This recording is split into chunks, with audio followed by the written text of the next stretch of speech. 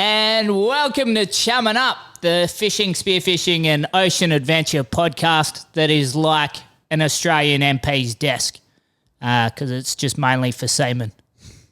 You been following that, Leewald? I haven't really been following that. I'm not too much in. I know a tiny bit, but doesn't interest me. Staffers just jerking off on MP's desks. Is that what it's about, yeah. is it? Yeah, like filming it, sending it to their mates. They're dumb fucks. Yeah, okay. Yeah. I am Squirrely, and the other person amazed with that is my co-host Leewald Mitchell. How you going, big horse? Yeah, going good. Good. You happy about this fucking episode? I reckon it's going to be good. Yeah, this one will be good, yeah. Yeah, because we've got an all-rounder that I better introduce properly and say his name wrongly. This guy catches big billfish. He catches them all. He also spearfishes all around the world, I guess. Yeah. And from what I've heard, when it comes to his breath hold, he holds his breath longer than Mark Hutchings trying to pleasure himself. So welcome to the podcast, Nate Brejnak. Thank you, mate. Good to be here. Yeah. How'd I say your name? How much did I fuck it up? No, you got it. You nailed it. I got it. Fucking straight away, mate.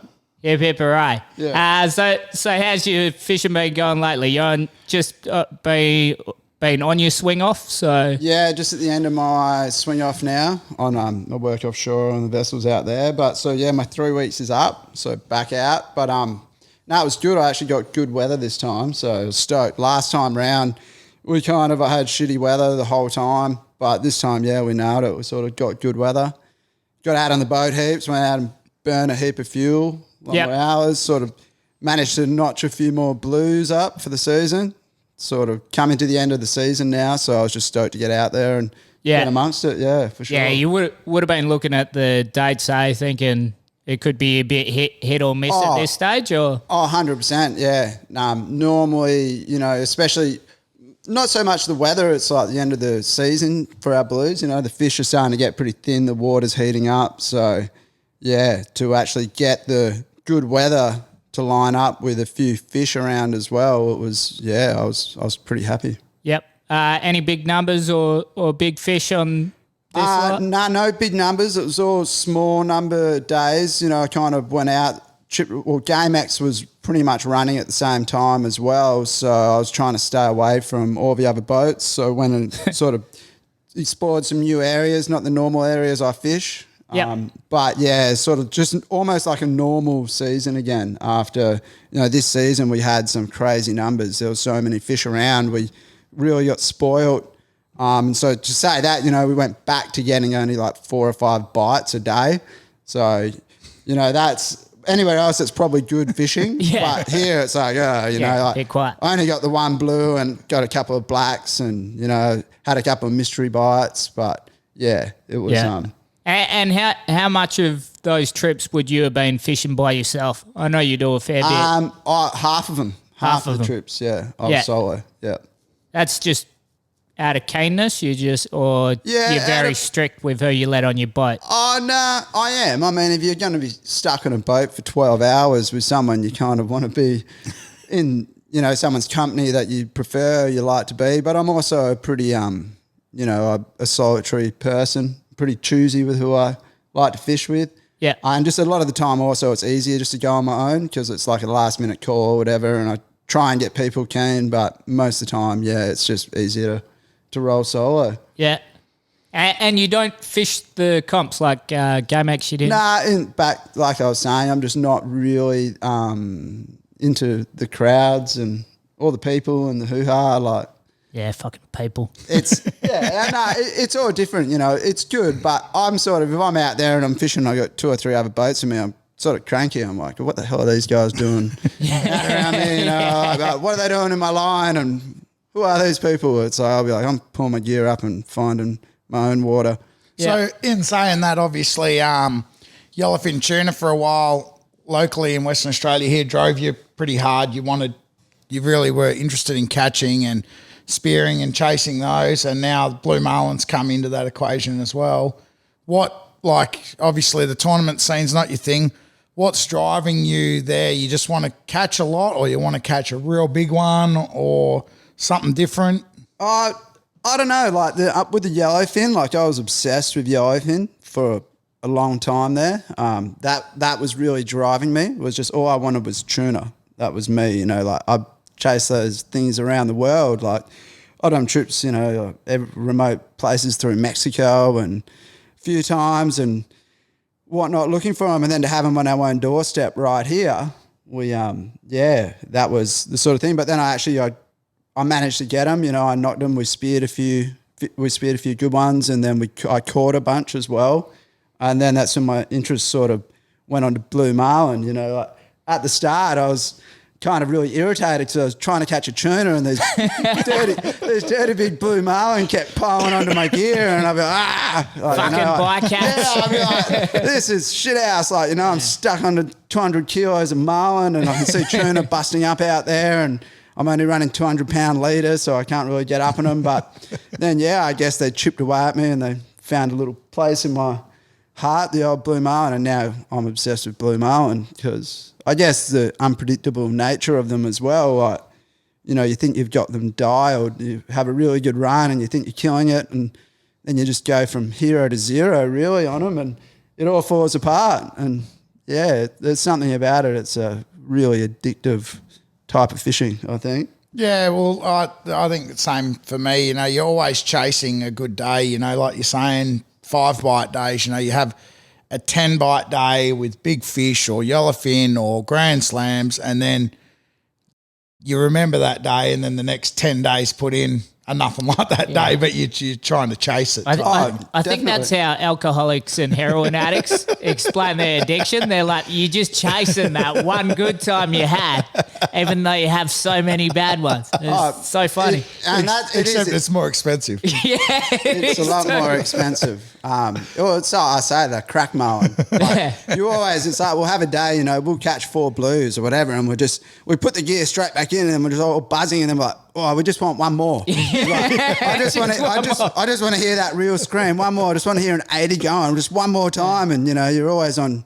That's the thing with the Blue Marlin fishing. I guess you're always on edge. Like you're sitting there watching the spread, staring there, and a lot of people are like, oh, this is boring, or but so I'm in anticipation. I'm on the edge of my seat, just knowing that at any moment you can literally go from being asleep to you just don't know. You could have a 400-500 kilo sea creature pile on at any second, like another grander or whatever. You don't know. You could have a big yellowfin pile on. It's just that anticipation, and I guess unless you've done it a lot and you know what can happen, if you don't know that, then I guess it comes across as being boring. But once you've seen what can happen, then you know you're not bored because you know at any moment like something amazing could happen. Yeah, I guess that's what drives most marlin fishermen and whatnot to keep on doing and spend the time and stay out there. Yeah, we get a lot of questions, just people from around the world and that on the difference, because we get the big blues here, like the difference between the blues and the black marlin. Do you feel that as much, like? You're really chasing the blues for a reason, and 100%. That's the Blue Marlin give you that adrenaline rush. Like a black marlin is it's a completely different fight. Like you can generally know whatever marlin you've hooked by the way the reel goes. Like a Blue Marlin hits, and it's like that reel screams, and you see this fish just churning the ocean up all around you, like it's jaw dropping, like. The amount of power these fish have, like it actually is an adrenaline rush. It gets your heart pumping. Whereas, a black marlin and that would generally it'll do its little run, and then they sulk down deep a bit. You can clear, you'll get back on them, and then once you get on them, I guess they'll start jumping and doing all that. But you don't get that same buzz as what you do off a Blue Marlin generally. I think, in my opinion. Would you say the same, Leewald? Yeah, definitely. I've had that feeling from... a Blue Marlin turn the surface to white water, where a black marlin is very cool, but it'll just greyhound along. And I think a lot of it probably is our location as well. The Blue Marlin tend to be larger. Yeah. Where I think a lot of it, for me personally, is just the size of the fish. If we're catching a 500-pound black marlin for the day, I love it as well. Yeah, it's pretty Where cool. I suppose if you lived in Cairns, then black marlin would probably be what you live and breathe, because they got big ones of them there. But our blue marlin are just larger, but they definitely got a lot more poke. They're like a V8, where a black marlin's like a solid 6-cylinder. Yeah. He's reliable. Yeah. So when it comes to your tuna that you've speared and caught out of here, what sort of sizes are we looking for both of those? For speared, that's how I guess it started off here for us. I came to Exmouth, and at that stage I was just a spear fishing fanatic. Like, I lived and breathed spear fishing. Like, I would not even consider line fishing. I didn't even own a rod. Yeah. And we came here and we worked, and I mean, it's all fair now. It's gone, but we used to have Stybarrow, the FPSO that was located in 900 metres of water, sort of 40 mile offshore here. Yep. And I mean, that was just like a giant fad. It literally was just a heaven for tuna and game fishing and whatever. And it was just the perfect spot to be able to try and dive and spear a big yellowfin, which in Australia hadn't really been done before. And so, yeah, we went out there and we put the time in. We put a lot of time in, like so many days out there, just, going up current, dropping in, just chumming up, drifting, trying to make it happen, just getting piled on by 20, 30 silky whalers. Yeah, they don't mind The it. sharks were so irritating out there, like it was a hassle. But then we sort of nutted it out, and it's all about timing and just time on the water. Like, you could go out there and you would not see a fish for 9 hours straight, and then all of a sudden, just boom, there's fish. They just arrive. Same thing, they rock up. But we got a few small fish in like sort of the 20 to 30 kilo range. We saw some bigger fish. And then we had one really good day, me and one of my good friends from Perth, Ash. Same thing, we'd been out there all day. We'd been chumming, we'd been chasing him around like we normally do, and we hadn't gotten lucky at all. My mate Ash, he'd gone in the boat, like, it was only two of us, so we'd take it in turns, one in the water, one in the boat. Yep. He'd already pulled his wetty off, he'd cracked a tin, he was like, no, it's all over, it's not going to happen once again. Anyway, but then it was just like literally out of nowhere, the ocean just erupted all around us, just yellowfin everywhere. Yeah. Like, we raced up there, just like chucked a big bucket of chum in straight away. I was just like frantic, really, as you are when you're out there. I'm just like, where's the yellowfin? Where's the tuna? Where's the birds? Like, where are they? Throw more belly, throw less belly. Like, just hectic. And then it all lined up, and I looked down and just saw this tuna just like coming through the chum perfectly. Just it's like what your dreams are made of. Like, drop down, same thing. And then, yeah, there it was, just lined up a piece of chum, and this thing just came through and bang, just smoked it. Like, perfect. That was a 40 kilo yellowfin. Yeah. And then, like, I was losing my mind. It was like the happiest moment of my life. So it's literally like any good Spearo, anyone that's chased something like that will understand it. And then I got in the boat, and my mate was like trying to rip his wetty on and doing that, and the tuna was still there, and we're going up, and I've chucked chum in. He's jumping straight away. He's had like 6 fish up. Same thing. He had a shot and he missed. Oh, no. It was just like, he was losing it. He's like, I missed it. Yeah. It's like, no, they're still there.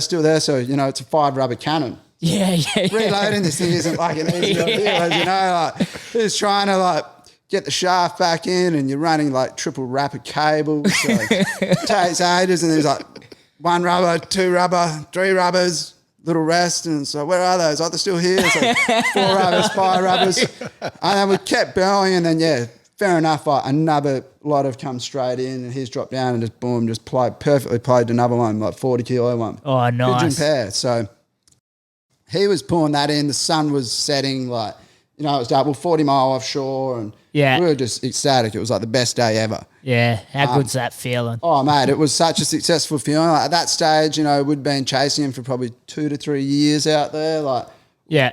I spent so many days out there. Like, you would not, like, I would have spent weeks, longer months out there, just every day drifting for most of the time, no reason. Like, Yeah. we saw some amazing stuff, like a lot of big marlin and that coming through our chum. Like, we had like big blue marlin eating our chum at times, and makos, stripes. That's like, sick. Big schools, a big hammerhead. It was pretty lucky to have been able to see that fishery while it was there. Yep. But then, it was the summer just after that. We were out there one day. There's a lot of big yellowfin around. And one of my good mates from here, Benny Dixon, he managed to put the spear in a real big one, like proper, like, 80, 90 kilo barrel. Like, Yeah, big fish. rightio. But he sort of like, we were out there, it was a bit slow and rah, and I was like, we were sort of at the end of our drift anyway, and had a big bucket of red emperor frames and that we'd speared a few days before. And I was like, I've got to get rid of these anyway. So I was like, I looked at them and I was like, stuff them. And I just chucked these big buckets of frames in. And he's like, what do you do that for? The sharks are all over us now. And he's like having a full crack at me and that. And he's like, and then he puts his head in there and he's just like, tuna. Just started screaming, and like with all this commotion, with all these sharks like eating the chum, these frames, just out of nowhere, like these 4 or 5 big like tuna have rocked up and just joined the action, and like they were in there and they were just savage. They were eating paper towel, they were eating everything. And anyway, he's just like dropped down, and he had the GoPro footage of it. It was pretty wild, like, Yeah, I seen a screen grab of it. He went down and the tuna were there, and like the GoPro fell off his head as he was lining up, and as it's fallen off his head, it showed this tuna above him eating this paper towel, and it was like big sickles, like amazing. Really? Then it just captures him shoot this tuna. And then the last thing you see is this tuna like just diving with. He sort of shot it in the last half of the fish, I guess. Yeah. And then it goes, and that goes. I was in the boat and I was watching him dive, and then I just see the floats just skipping across the water, and then they're gone, disappeared. Like, 3 atmosphere float and a fight float, everything, 30-meter bungee, stretch out, gone. And I was like looking. Like I'd seen some big tuna get shot, and never that. And I was like, where are the floats? And he's like, they're gone. He's like, I just saw him go down, like out of sight, like 30, 40 metre viz. Like disappeared. Wow. And I was just like, what did you shoot? And he was like, I shot a big one, I think. It's a sub. Like, it was a proper one. And then, he came back to the boat and we sat there, and then like probably 2 minutes later, the floats all popped up and they came up. It's like, there I could just see, like when the floats pop up and it just wasn't bobbing, it wasn't sort of vertical. Yeah. It was just dead flat. I was like, straight away, I was like, shit, we've lost it. It's gone. Yeah. And we got there and the bungee had snapped. So the actual bungee had snapped, and then, the spear had pulled as well, I think. And so it was just an unknown. It was like, did it pull or did it get sharked? Or I'd say it probably just pulled, unfortunately. But with that much that was pressure. like the first case. Like that was a proper, at that stage, that was like probably like the biggest yellowfin speared in Australia. Like, it would have been the record easily.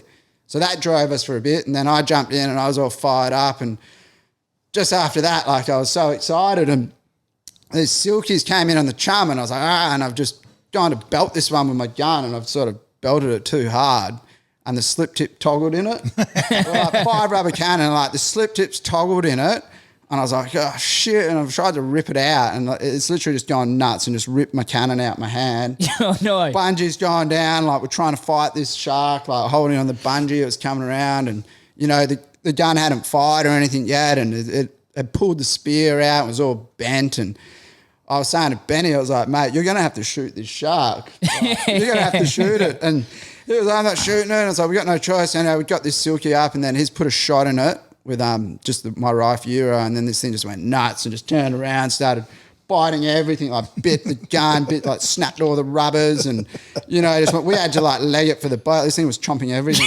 Like, we legged it for the boat, piled in, and then had to pull it up. And by the time we dealt with this shark and dispatched it, the tuna had already gone back down, and sort of that was it for the day. And then that was a frustrating way to end it. Yeah. And then unfortunately that was the last summer of the Snyder. It left. They decommissioned it. Yeah. Just that year. But in saying that, in the last 12 or 16 months, you've had 2 days where you found them bait balling out there while you've been fishing, not spearing. Well, that's like, our yellowfin here, and I get hit up all the time by crew. They're like, why don't you try to spear them? And it's like our yellowfin aren't like other spots in the world where the tuna actually ball up and they'll be in one same area. Like, most of the areas where you'll chase your yellowfin, there's like a big, you'll have a seamount or you'll have a big bank or something. And it's like the tuna are there. You pretty much just have to drift it and you're going to shoot the fish. Yeah.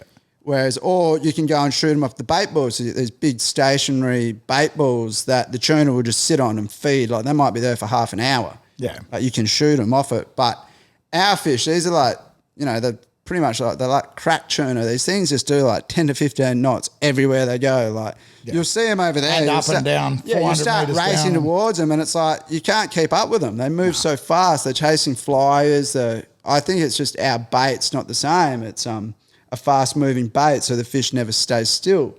Yeah. But then we had that day last February where me and Ed were out. I was solo as well, and we a beautiful day. We went out there. That Ed had just caught a fish that day, like a 50-kilo fish or something the day before, and we went back out to this tent break because he'd seen a bunch of fish there, and we started pushing up there, and fair enough, he's like, oh, I can see a bunch of birds, and he's got near him, and then bang, he had a tuna on. He's like, yeah, I've got one here. So I started going over, and then I was like, oh yeah, I see these birds, and then I was like, oh wow, I see more birds, and it's like, there's birds everywhere, and it's like, I could see these big foamers, like just big stationary foamers. It's like, wow, like this is, and then straight away, boom, I had rod go off, and I was on my first fish for that day.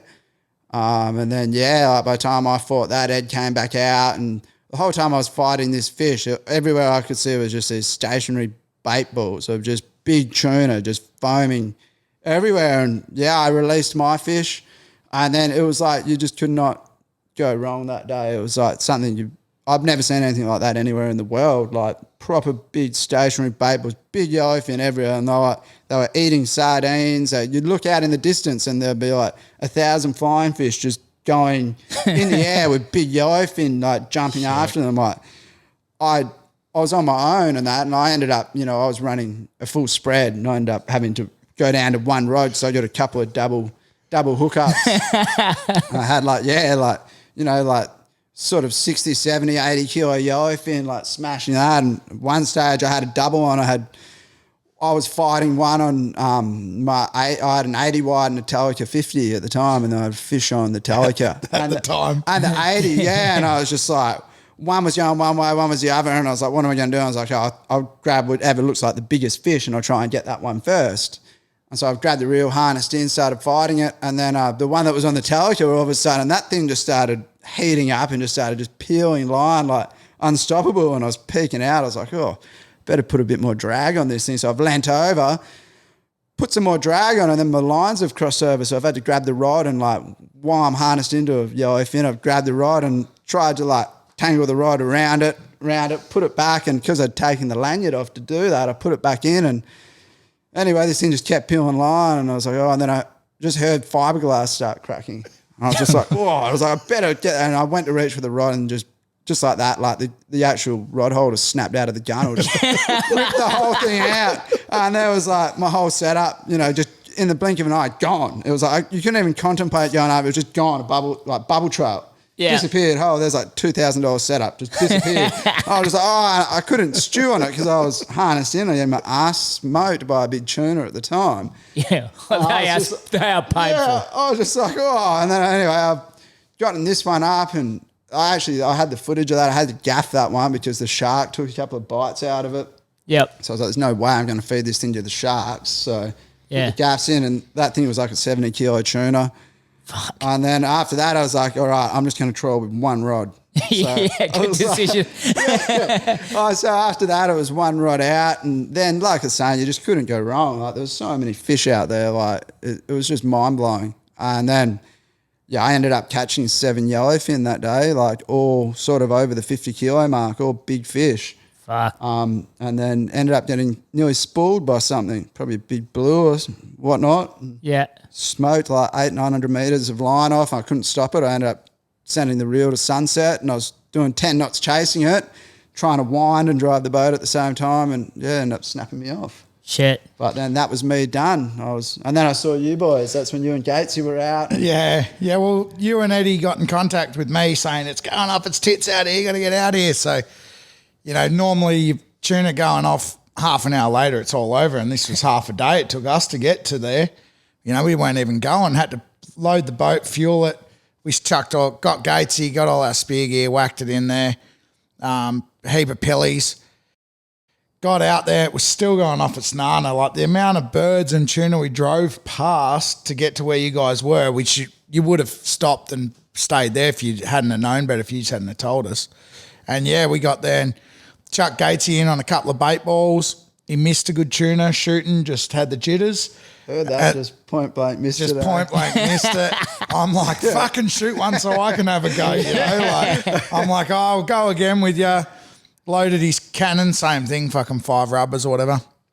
I'm driving forward on a bait ball, not looking backwards, of course, not knowing what he's doing.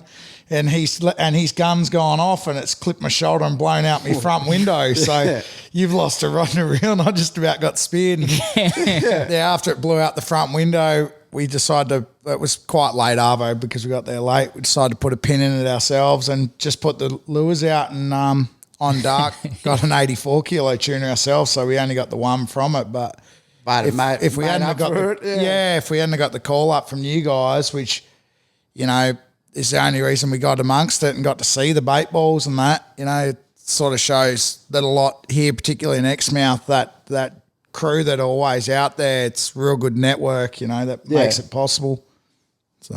No, well, that's when a lot of people say to I get hit up a lot by people. They're like, oh, you've got these tuna nutted out. Like, what's the secret? Like, how do you find them? And it's like, there is no secret. It's like, you literally have to just spend time out there. It's the only thing. Like, you're not going to see that stuff unless you are out there. And that's when Blue Marlin fishing comes into it. I mean, you're out there chasing blues and then you just never know what you're going to come across. And then that happened again in October of all the months again this year. Yeah. You know, we were out, there'd been the water was cold and fairly green and there'd been a couple of Blue Marlins around.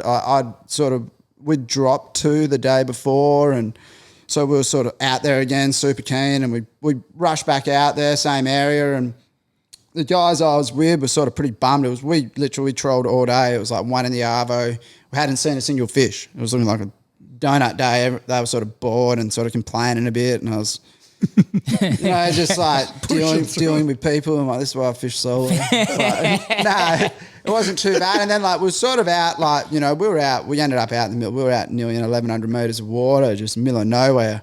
And then, you know, I saw sort of a few chooks in an area, and I went across and I marked a big sounding, like a big patch of bait. I was like, wow, that's a really big patch of bait. Like there's got to be a predator here, you know, there's got to be something here. And anyway, I sort of worked this patch of bait for over an hour on that stage. You know, like for an hour I worked this patch of bait. We didn't see anything. There was nothing, not even a hint of anything. And I actually said, I was like, righto, we'll do one more pass. I was like, one more pass and we're out of here. We'll go in. We did our one more pass, nothing. And then we're like, all right, we'll start heading in. And then just as we were starting to leave, all of a sudden out of nowhere, just like a couple of 100 birds rocked up. Like all these muttoneers just out of nowhere just rocked up. Like, oh, it's like, oh, that's weird. And then one of those birds was like, well, I think I just saw like a big tuna jump out the water. I was like, hey, really? And it's like, yeah. And I was like, what do you mean big tuna? And it's like, yeah, this thing was like, looked like 6 foot long. I was like, that's a big tuna. That's a big and tuna. then like literally within 10 seconds, it was like whatever was down there, it's like these yellowfin rocked up and they just pushed this bait to the surface. And once again, it was like we just had this big stationary chumble. Yeah. And there was just, it was foaming, you know, there was big yellowfin everywhere. And we was like, losing our minds again as you do, like turn around. We did a pass. We were watching the chumble. We were like, oh, like, what's going on? And all of a sudden, bang, one of the rods went off. And it was like, oh, and I said to the boys, I was like, you know, but when that's happening, everyone wants to be watching the action, like the bait one. I'm like, watch the spread. I'm like, if something's going to happen, it's in the spread. Yeah. Like that's where, like, I'm driving the boat. I've got to watch the bait ball. I've got to try and get us lined up to catch the fish. I'm like, you need to watch the spread. I know. Anyway, the rod went off and I was like straight around. I was like, did you see the bite? What is it? What? And oh, no, we're watching the bait ball. I was like, oh, so I didn't know if we hooked a blue or a tuna or whatever, but we dropped it after like 5-10 seconds. Yeah. So I pulled it in and, you know, reset the hook. And anyway, I kept going straight up and then, we got level with this bait ball and managed to get around it. And I've got the footage of it, you know, that I put up. And as soon as we got around this bait ball, it was just like all 3 skirts just got piled on, just explosions everywhere. I was like, it was the stuff you dream of once again. Yeah. And then, we hooked that one and, you know, we got that fish and we were on it for a while and we got it up and we put the gaps in, dragged it on. We were all stoked and high-fiving. I'm like, that was a 67 kilo one. And then we're like, yeah. And then I like turn around. I'm like, the bait ball's still there. Like, it's right there. And it hasn't stopped. It's gotten bigger, if anything. And we'd gotten out and straight away we had another hit. And I was like, wow, this is pretty special. Like, I've got to try. And, you know, as you were saying before, Lee, like normally the tuna, they're up 5 minutes, they're gone. That's it. It's there and then it's gone. The opportunity's gone. To make the call to someone to say, like, come out here, it's pumping, like, is a big call. And I knew Wes and Ed were out. Like, Ed was 20 miles south that day bottom fishing. Yeah. And I've caught him and I told him that we'd caught a tuna and then I like caught him up and I was like, mate, you better get here. Like, this is pretty amazing. Like, it's going off. And so he's like, you know, like peeking. I called Wes and I think Wes and Haley were on the boat that day and they had a bottom fishing charter, an inshore charter. They was trawling for mackerel in 20 metres. And it's like, they get the call and it's like, we're in 1,100 metres, you know, 20 mile out the back of you. And it was a little bit rough and they've, you know, told the punters, all right, wind in your bloody TLDs. We're not catching shitfish anymore, cuz. We're leaving the back of the reef and we're going out 20 mile to 1,100 metres. It's on. So, yeah, we went out. We caught another tuna. We got a big one this one. I was calling in the 80s, like a really big fish. Oh, nice. It sort of absolutely spanked me. It was pretty good. We ended up snapping the hook on that when I had it on the leader.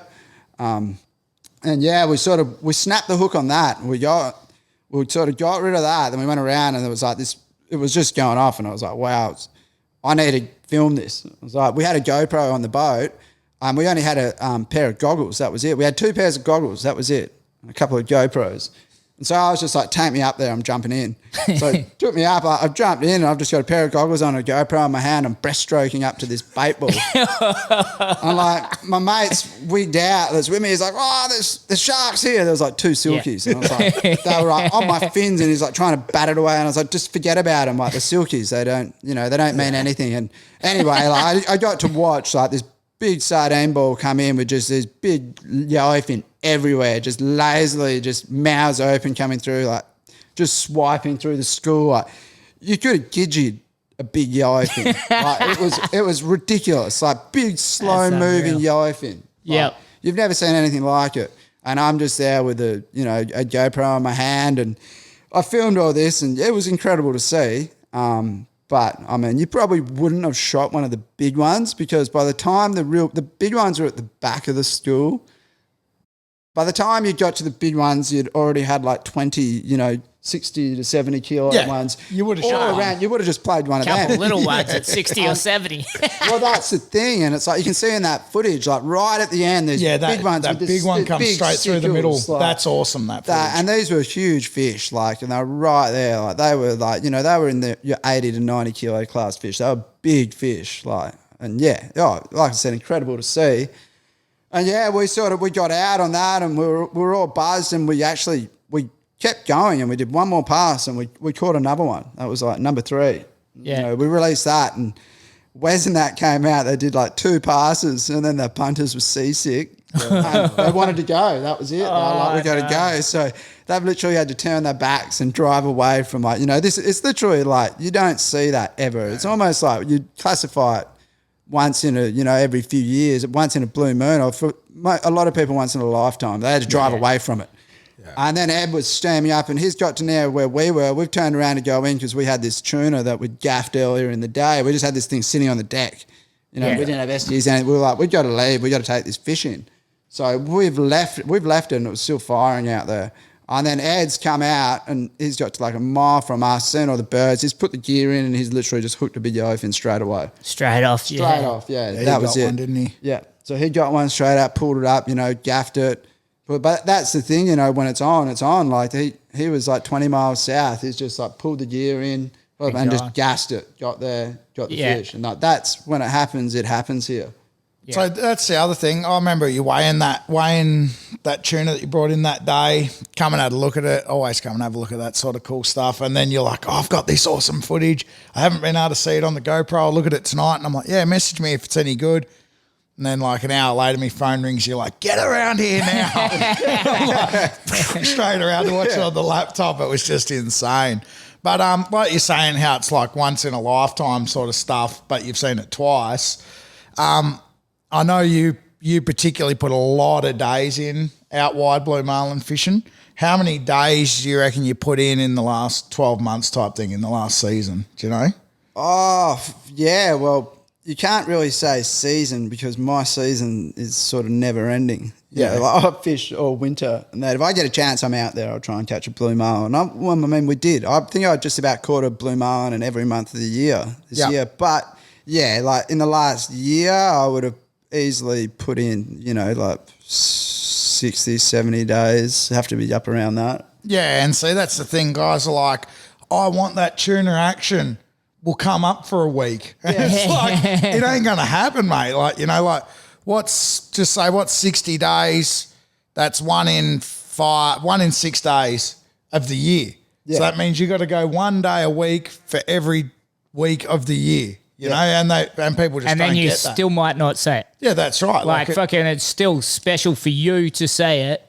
Yeah. So for anyone else, and I felt the whole Wes thing on a charter, just the amount of times where you can't do something because punters don't realise how fucking special that is. Because they're like, no, we get big mackerel back there. It's like, yeah, but this is once in a lifetime. Yeah, and they're like, no, we want to go and catch a mackerel. Yeah. And it's like, like people like Wes and Haley and that, like they've got the bug. Like it's not just a fish, it means something. And they know what it's like, what it actually means to see that there. Like, it doesn't happen all the time. So to have to leave something like that is it's heartbreaking in a way. Like it actually plays on you. It's so bad. Like not on the same sort of thing, but just on times where we had to turn away from stuff on charter just because, it wasn't in their interest when you knew it was just something special, let alone fucking that.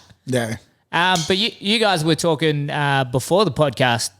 They got a big yellowfin tuna in the Abrolhos comp. Yeah, yep. So that Abrolhos comp should be finishing maybe today or something. And Chad Mills from Blue Lightning was fishing it. And I think yesterday they got an 89 kilo yellowfin on 37. So that'll be the new state record, I'd say.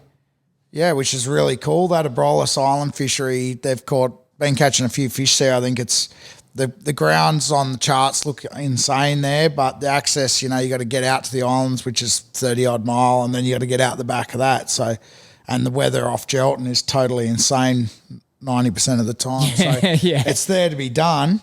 Definitely there to be done, and it's untouched in a sense. Like there's they do have that comp every year, and I know a few of the guys from Jarrow. And the cray fishermen and that as well, they shoot out there and hit it. Yeah. But, it's relatively, it's untouched and it's, in a sense, it's unexplored. Like no one's probably figured it out. Like here we know it's been fished that much, where the hot spots are, when it's going to be on. Whereas somewhere like that fishery, it's like you probably might not know exactly where those hot spots are or when exactly it fires. And yeah, there could be some amazing fishing to be had out there, that's for sure. Well, it's a good sign for us too, especially yourself, Nate, if you're going to blue marlin fish coming into winter, because obviously you said October, you had that bait ball tuna action, so it's come early with the warmer water, the early warm water this year, and now it's south of us late. So there's potential in another month or so or week or whatever that those tuna will be pushing back up past us with those big blue marlin that go with them, It's really weird here, our fishery. It's like on the East Coast, you talk to the guys there and, they get a run as the water, as the warm water pushes down the coast, they'll get a run of fish. And then they actually get a back run of fish as well. As it comes back up the coast, they will get a back run. Whereas, here it's, I don't know if the fish go out wide or something, but it's just like, on the backside of it, we don't really get like enough. We get that one big run where we'll get big numbers of fish. And then after that, we kind of don't get a huge amount come back through. Yeah, it'd be interesting this year because of it.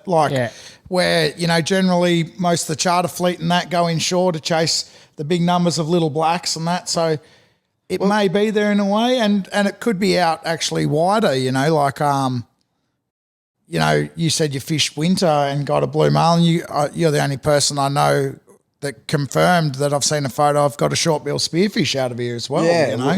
So they could push out wider through that sort of stuff. Well, that's dead right. I mean, it's just no one does it, Like everyone fishes the season here. They know people are catching fish. They go out, they fish for it, and then they're like, come March, April, they're like, all right, Blue Marlin season's over. They pack up all the gear and they won't go out again until, next October, November, until they hear Eddie's catching fish or, there's stories. But there is times, obviously, like, Poppo used to fish flat out. Like he got big marlin out here all year round. He caught that 81 kilo yellowfin in August or whatever it was, a few years, like middle of winter, like out there, and bang, just rolled a big barrel. Like no one really does it enough to confirm it. But, I was fishing wide. I was fishing like the canyon, the 2,000 metre canyon, like way offshore. And if the water looks good, I'll go out there. And then there was like that day, that was winter.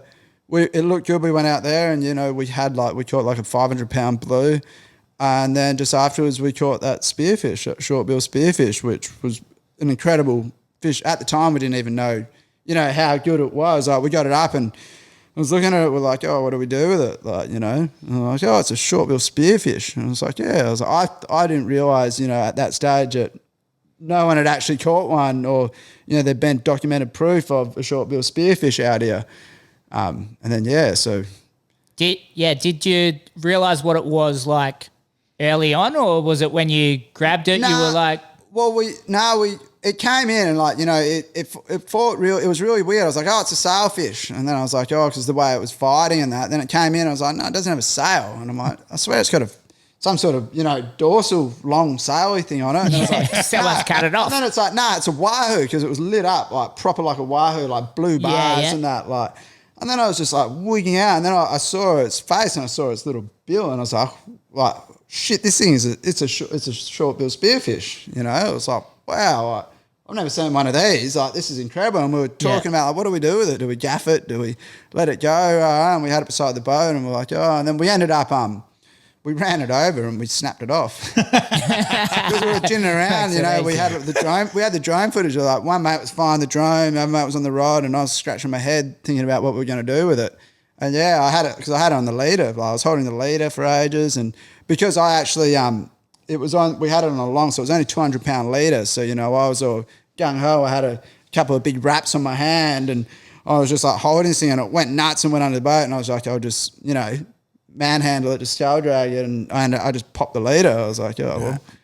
But, there was definitely... What sort of size do you reckon it was? I seen a photo grab of the drone footage of it jumping. It looks awesome. There's no doubting what it is. I would have, it's hard to say though, because looking at it, you'd be like, oh wow, it's like, it was a long fish. It was a big fish. And like, but it's in that sailfish category, I think, where, they look big, but they're actually quite light. Yeah. And when I see the pictures of them and the weights of them, like we were calling 40 to 50 kilo. But then, you see weights and that, and they actually, same as like a sail. Yeah, like 50, a 20 kilo yeah, fish. 50 kilo sail is actually only 20 kilo. Yeah. So it could have been, it would have been, I reckon, in that 30 kilo range. Yeah, right. So very cool. Do you think that short-bill spearfish are like the most disputed fish in the Exmouth area? Oh, they're right up there. There's a few, but the strange thing with short-bill spearfish in the Exmouth community is you've got basically two groups of game fishing people. You've got the older original crew, and then you got the newer crew. And the older crew said there used to be even a commercial fishery or something for them in the Gulf, and no one of the newer crew has seen that. Yep. And then from what we know about short-bill spearfish is they're a deep oceanic creature by nature. So like Hawaii and that, they like even 500 metres is getting too shallow for them. They like it deep, couple of thousand metres. They like it wide. They're a warm water winter fish, so they like the colder months of a tropical climate. So it just none of that screams it should be in the Gulf. Nah, but there's like a dozen people that swear that the Gulf was full of them. They swear that, but I find that hard that no one's got a single photo of one of these fisheries that there was apparently all these fish there. No one's got a single photo of it, and that Gulf has been fished hard all seasons of the year for, the last 10 years or more by a lot of good fishermen, and surely by now someone would have caught one if they were there. The one thing that is a bit funny with the Gulf is I've fished it the last 3 years or maybe 4, I think 3 years. And, you know, some of the charter operators have fished it heavy longer than that.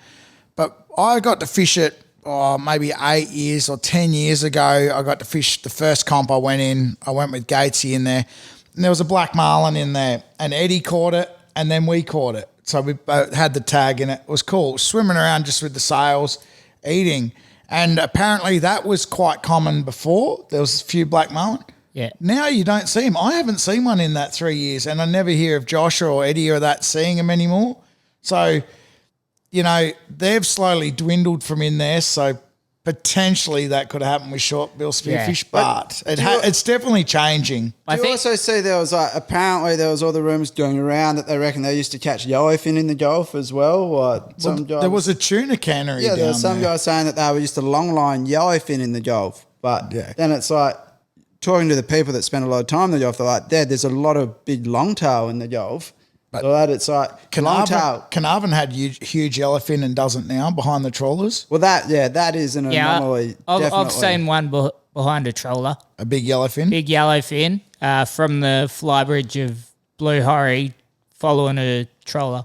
Yeah. And 100% yellowfin. Yeah, Just following it actually like 50 metres out from the marina. That was when I was a decky though.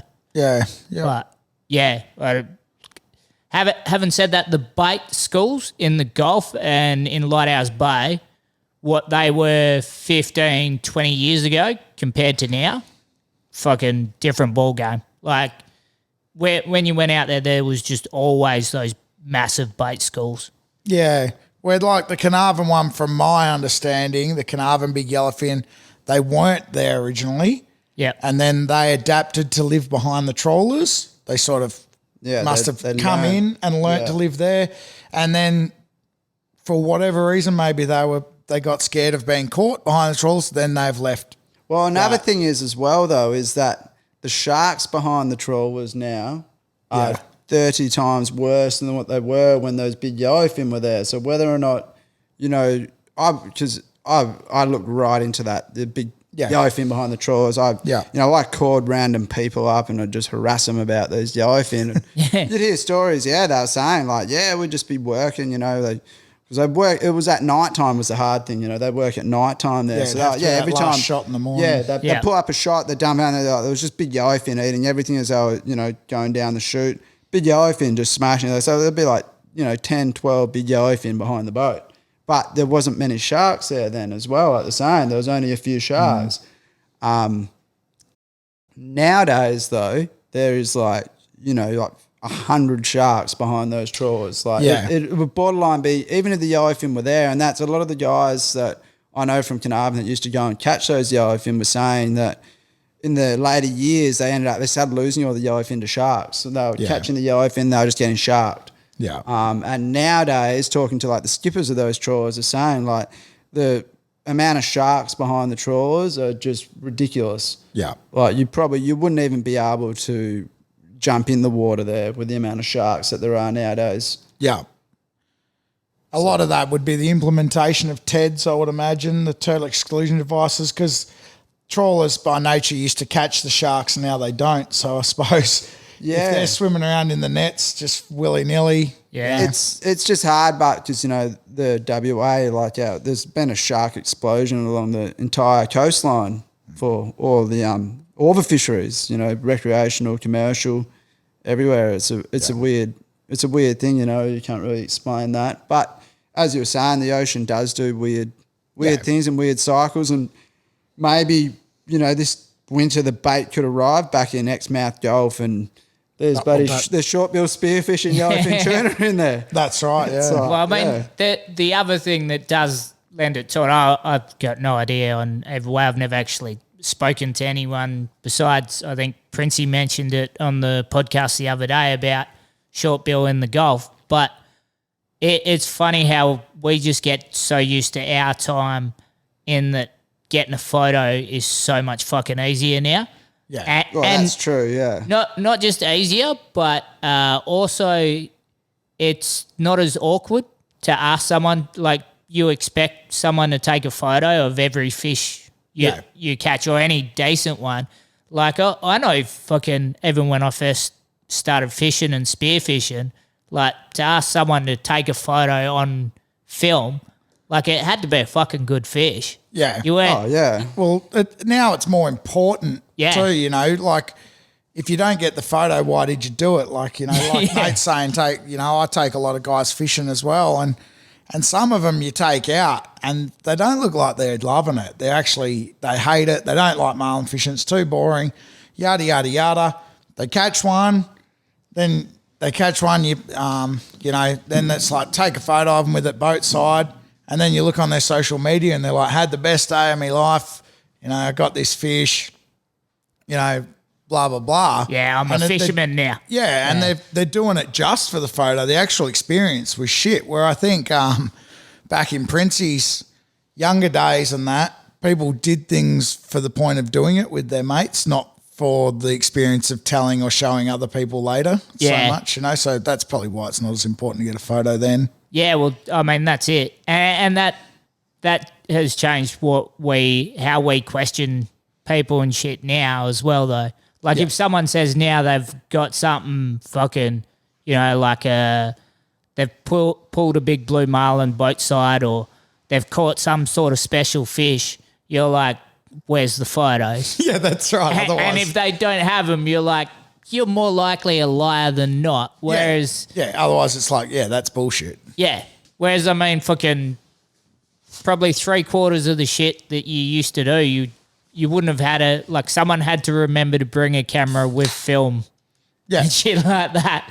Yeah. And then you had to find someone that fucking cared about it. Yeah, and get the film out without fucking it up. How many times you do that? Open your camera and twing, fuck. Yeah. But it's now everyone's got an iPhone with cameras and video functions on them. And in that day, like when we got that short bill, we had a drone in the air filming the capture. It's like, 20 years ago, you weren't going to have a drone in the air or you weren't going to have an iPhone bloody 11 with 3 cameras on it to capture that. But even still, lucky you had the drone because definitely. If you didn't have that drone footage of it jumping, I'd be a skeptic. You'd be going, we had a short bill and snapped it on the leader. I'd be like, yeah, good one. Well, and I know you very well, so and I'd still be skeptical. I came in, I said to Ed, I sent him a message and I was like, we caught a short bill spearfish, and he was like, oh, yeah, mate, yeah. Sure. He's like, sure. He's like, you got a photo? And I was like, oh, actually, I got a screen snap. And sent him a screen snap and then just got this message back all in big capitals. It's like, holy fuck, that's an actual short bill spearfish. You know, it's like, I thought it was. It's like, yeah, it was. And that's how I realised. It's like, it's a big thing. Yeah, it was a big thing. So, but now it's like, I went out there this season way out wide. You were out fishing that day as well, but we had a fish on the long, and ate it like a stripe. Couldn't quite see it. Just boiled, pecked at it like a little budgerigar.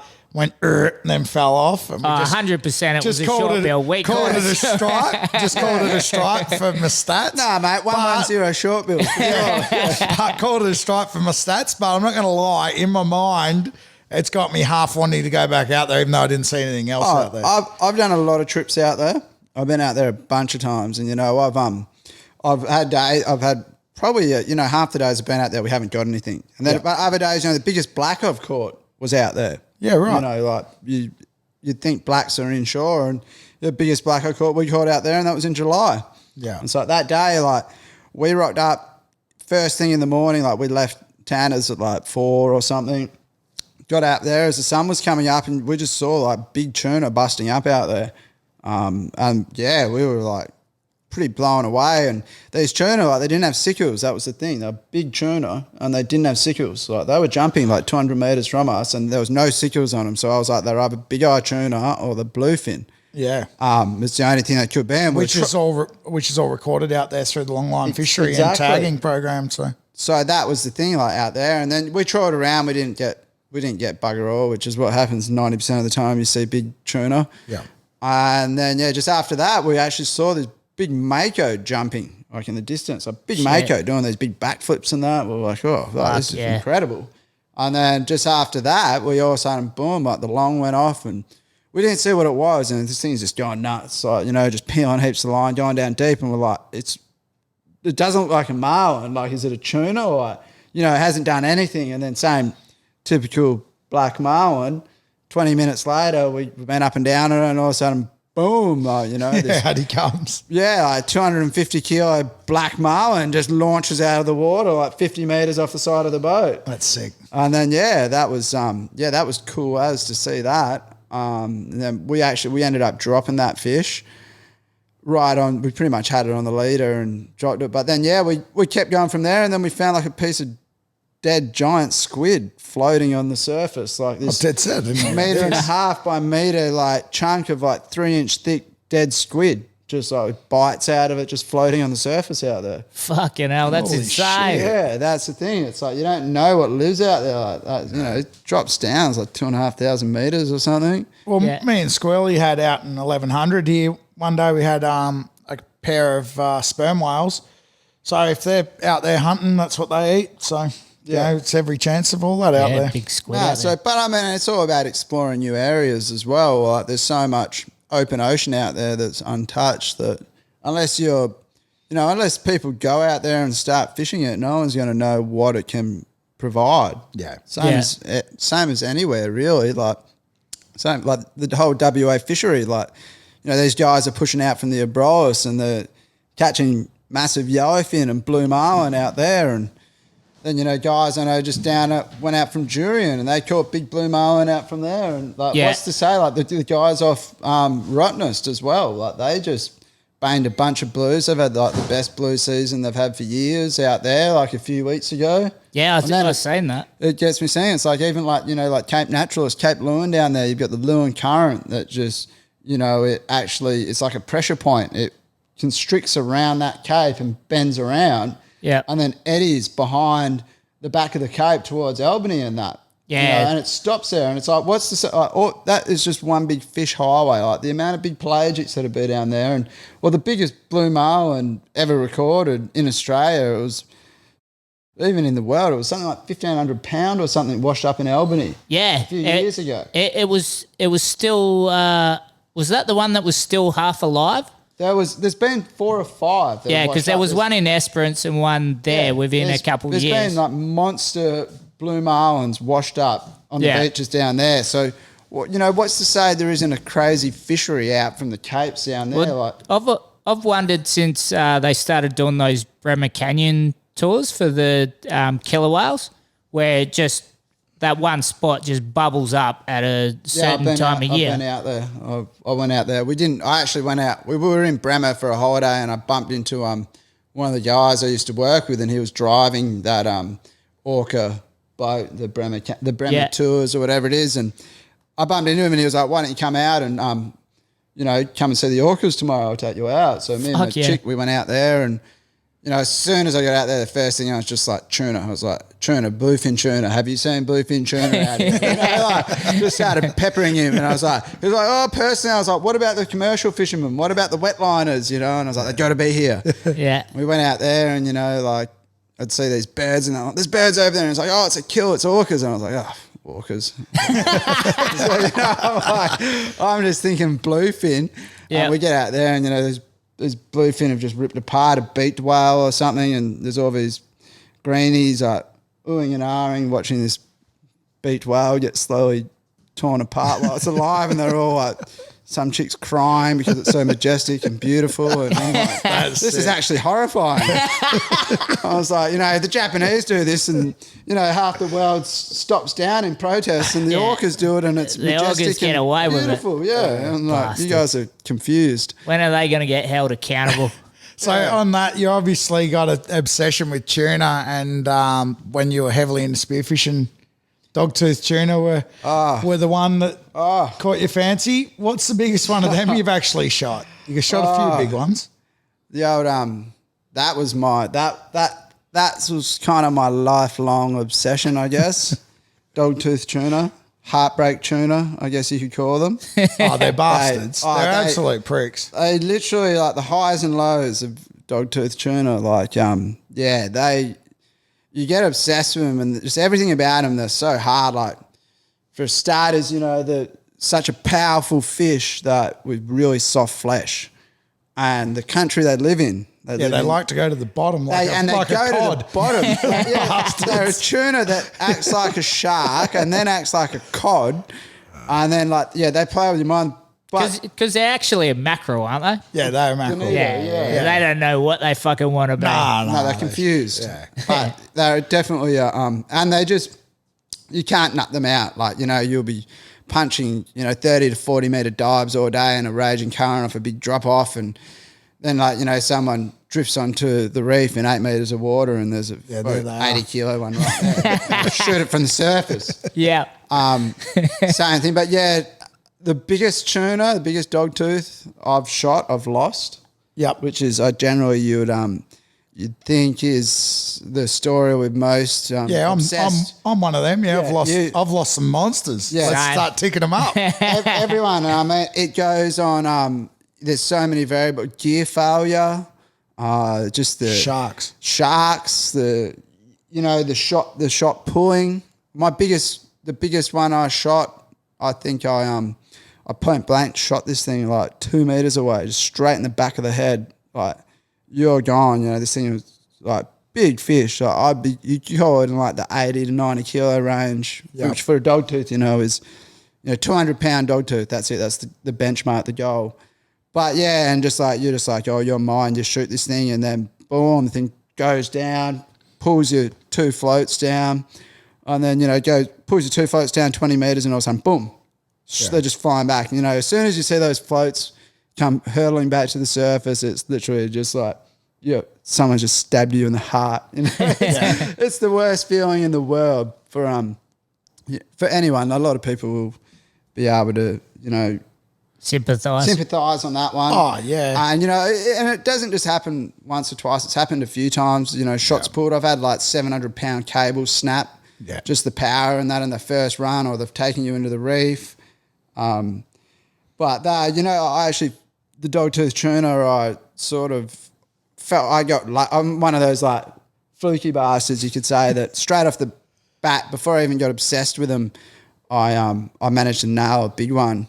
But because I've been diving all my life, and seriously spearfishing since I was like sort of 18, 19. And so where'd you start off? Where you were originally from? Up here I grew up in Roban.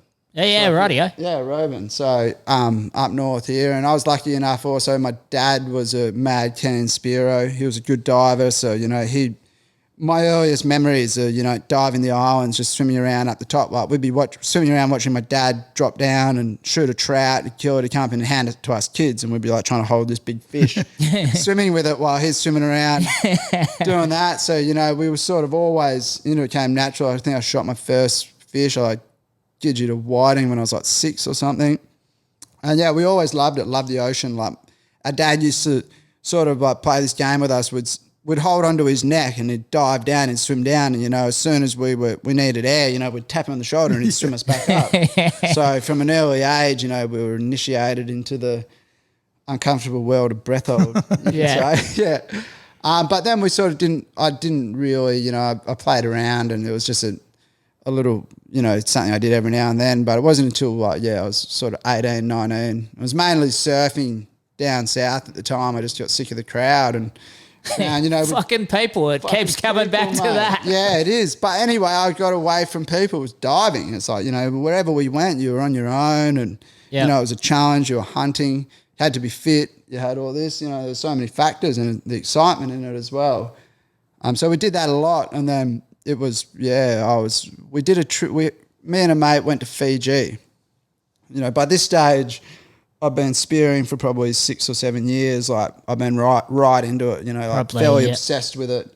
We're down south, we were shooting heaps of the WA jewfish and queen snapper and things like that, and doing trips up north, up around here, and like plugging lots of mackerel and things like that. And anyway, we went to Fiji and we were surfing. Anyway, it was a surf trip, and we were like, my mate had been there the year before, and he was like, there's heaps of jobfish and, your reef species. And he's like, there's this crazy big drop-off beside this wave we surf. And he's like, I saw this 30-kilo doggy. This one day we were there, and I was just like, doggy. I was like, oh, doggy, this is this mythical fish that I've heard about, and all these movies I've watched, in all Torelli's movies and Brett Verco and that, whatever. These guys have been doing it. So I was like, yeah. So we're getting serious for blue water hunting. So I bought a 5 meter bungee to put on my float line. I got another 11. Super serious. Yeah, I got another 11 litre float. I ran a breakaway setup. So, it broke away straight onto your float line. And I was like, right, I'm geared up. I'm going to smash it. I'm going to smash a doggy. Yeah. I'm a 1300 rubber. And I was like, I'm going to get real serious. I'm going to put another 16 mil rubber with my 18 mil rubber on my 1300 rubber on. Yeah. It's like, this is on. Yeah. Anyway, we went over there and it was all good. It was great. We'd surf and then we'd go back to the boat, have something to eat, and then we'd just jump in on this beautiful drop-off, like 40-metre viz, amazing. Well, you couldn't ask for anything better. And anyway, we've been diving. We've been there for like a week or so, diving every day. We shot a few mackies, some jobbies and that. And then this one day I was like, I hadn't seen any doggies, and I was watching the patterns, and there was these certain sharks that come in and you'd always see them, the same shark, and I'd see the same shark off this point. It would come into us and then it would just disappear out into the blue. And I was like watching this and I was like, fuck, this shark's onto something. So I'm just going to follow this shark out into the blue. And anyway, I followed this shark out. Anyway, I followed it for like 100 metres or so. And then all of a sudden, just in the middle of nowhere, there was this rise, like this high point came out of nowhere. Blue water and this high point. Big ball of trevally on it, big school of jobbies, like amazing. And I was like, I screamed out to my mate, like come out, and he swam out. And anyway, we dove it and it just screamed Dog-Tooth, like screamed big doggies. And anyway, we were shooting big jobbies and that off it, a couple of big mackie. It was good fun. We saw some smaller doggies. And then anyway, like the jobbies were all hanging down really deep, like you were sort of having to do like 25 metre to 30 metre drops every time to shoot the jobbies out. Everything sits deep over there. And my mate was struggling to get one. He wasn't the deepest diver, so I was like coaching him through it anyway. And then it's one arvo, it was like late arvo. I played the big jobby, I was all stoked. And then I was trying to get my mate one of these big jobbies, and it's all come together. He dropped down and, he's like, nah, this big jobby. He was like super stoked, come up and like pumped with it, and like, killed it, and he's got this big jobby in his hands. And it was sort of like, and I was like, I'll do one more drop, just see if anything came in on that jobby. So it was like, I've dropped down, and I remember dropping down, I hit sort of like 25 metres, sat there, levelled out. I saw all the jobbies come in, and I've like, put my head down, ignored them as you do to try and bring them in, and put my head down, ignored them, and I've turned around to see them, and there's these jobbies, and all of a sudden like this big school of jobbies just parted, and like out from it just came these two dinosaurs, like these Dog-Tooth tuna. Just came, I'll never forget it, like coming up from the depths, like this dark drop off, just these two huge heads came in. The one that was closest to me was absolutely ridiculous, like, like 7 foot long, like huge, like absolutely huge, came straight up to me, like 6-7 foot away from me. And like, this was like, like would have been like a 90 kilo Dog-Tooth, like right there. And I was like, holy shit. Like, anything I've seen that looks this big before is a shark. Yeah. That's what I've like put my little gun out and I've looked at it, and then I've looked behind this other doggy that was with it, was probably about 2/3 the size of it. And I've like looked at this big one and I'm just going, no. I'm just, Oh, no, you didn't. I actually did. I was like, I looked at it and I was Need like, a time machine, go back and slap yourself. mate, all I had was Shot the smaller one. all I had was this Rob Allen with two 11-litre floats, and and I actually, even One in my shot, one opportunity. even in my mind, I like looked at this and I was like, and I've turned around and I've just boom plugged the small one. I think we're against that as a podcast, aren't we? Yeah, well, Just one this chance. smart thinking. Go all. Anyway, Yeah. but we're against smart thinking. I've plugged this doggy and I've shot it, and it's just done what doggies do. It stopped, it shook its head, it spewed up, Done what doggies and do. then because I shot it and it didn't move. I was like, have I stoned it? Yeah. And I was like, oh, and then I've like seen it shake its head, do this big spew, and then gone, like down. And I was just like, oh, and I've started punching it for the surface. My breakaway's gone, I've gone, and then all of a sudden I've seen my floats come flying past me. And then I've looked and I was like, my floats, there's something wrapped in the floats. And I've looked up and my mate's holding onto his prize jobfish. And what's happened is as the floats have gone past him, they've wrapped in his shooting line. They've taken his job, and he's trying to hold on to his job fish, and it's just ripped this job fish out of his hand. And the float's going, and all of a sudden there's this shooting line, there's this big job fish just spiraling on the spear behind it. It's going through, and then luckily, like, he's holding onto his float line for dear life, and like I've hit the surface, and like same thing, I've grabbed hold of his float line too, and we've gone all the way to his floats, and I could see my floats down at like 30, 40 metres, just moving, and we were holding on to his floats, and it was like, there's no way if we let go of this, like these things are gone. Yeah. And then after, like, it felt like forever, you know, these floats have stopped, and then you could see them slowly start coming back up. Yeah. And like I was peeking and going over, like pulled my way along his float line, you know, got to my floats, got rid of his jobby. I was like, get this thing out of my way. And I was like, pulled it up, and then anyway, came up, and there was this doggy just circling, and the big doggy was sitting Still there. with it. Just as doggies do again, just hanging around it. And like my mate was like looking at it. He was like, oh, I can load my gun. And I was like, don't even think about it. And then like same thing, we looked at that, and then we looked up, and there's like these two bloody wahoo, like these big logs, like 30 kilo plus wahoo come to check us out as well. Yeah. My mate's like looking at them, and he's like, by this stage he's got his gun loaded again and that. And I was like, don't even fucking think about it. Like, you're going to shoot this fish down here. Like, I'm not losing this fish. And I hadn't figured out what my shot was like or anything, but he's going down anyway, and he's going to push out, and he's just like, mate, he's like, your fish is dead, like you've nailed it. And it turned out I'd shot it through the back, and it'd gone out through its guts, and I think it hit its heart or something, and it was dead. And you know, I pulled this thing up, and boom, 60 kilo dog-tooth, like in my hands, and I was just ecstatic, you know, like could not be happier. Yeah. And that was it, first dog-tooth. And then that just, I was like, these dog-tooth are easy. Like, let's do this. And then if I knew what I was in for after that, it was just thousands and thousands of dollars. And, you know, I've been across the globe. Like, I've been to so many countries chasing these fish.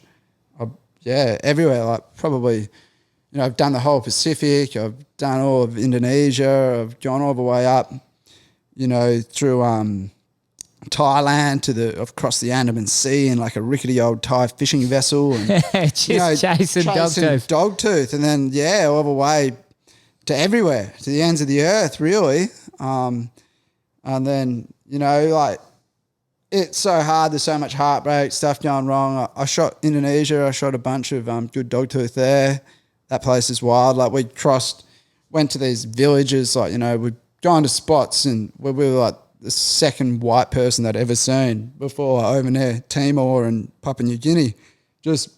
We were just flying like 4 flights to random places and getting in a little local boat and going to a village because we heard there's a rock there that holds giant dog-tooth tuna. And that's cool. They held tuna, yeah. And like, how good would that doco be? Like, just instead of, you know, those old surfing ones they used to do, chasing the wave, just chasing the doggy. Yeah. Well, that's the thing, you know, and it goes hand in hand, like being a surfer as well. And most of the places where the dog-tooth are there's surf too. So we do surf and dive trips. And, you know, we put ourselves in a lot of dodgy situations. Like, we've had some really heavy close calls in some of those countries as well, where we've, you know, like almost died, like thinking we were going to die. Or to chase a dog-tooth tuna. You know, we had one place where the boat literally left us, these Indonesians. It was with Benny from here as well. Like, we went to this little remote place in the middle of nowhere in Indo, and there was this little rock that we wanted to dive, you know, 40 mile offshore or whatever, and we managed to pay to get this fishing boat to take us out there. They were all excited. Oh, we're going out to this rock, and there's a bunch of them all came as well. And then the chick, we were staying with this Indonesian chick, her son came with us as well, and we went out there, and, you know, we got smashed the whole way out. We got there, it was rough as all night. The next morning they're just like, we're out of here, like, we're going. We're like, nah, we've paid you to take us out of here. Yeah.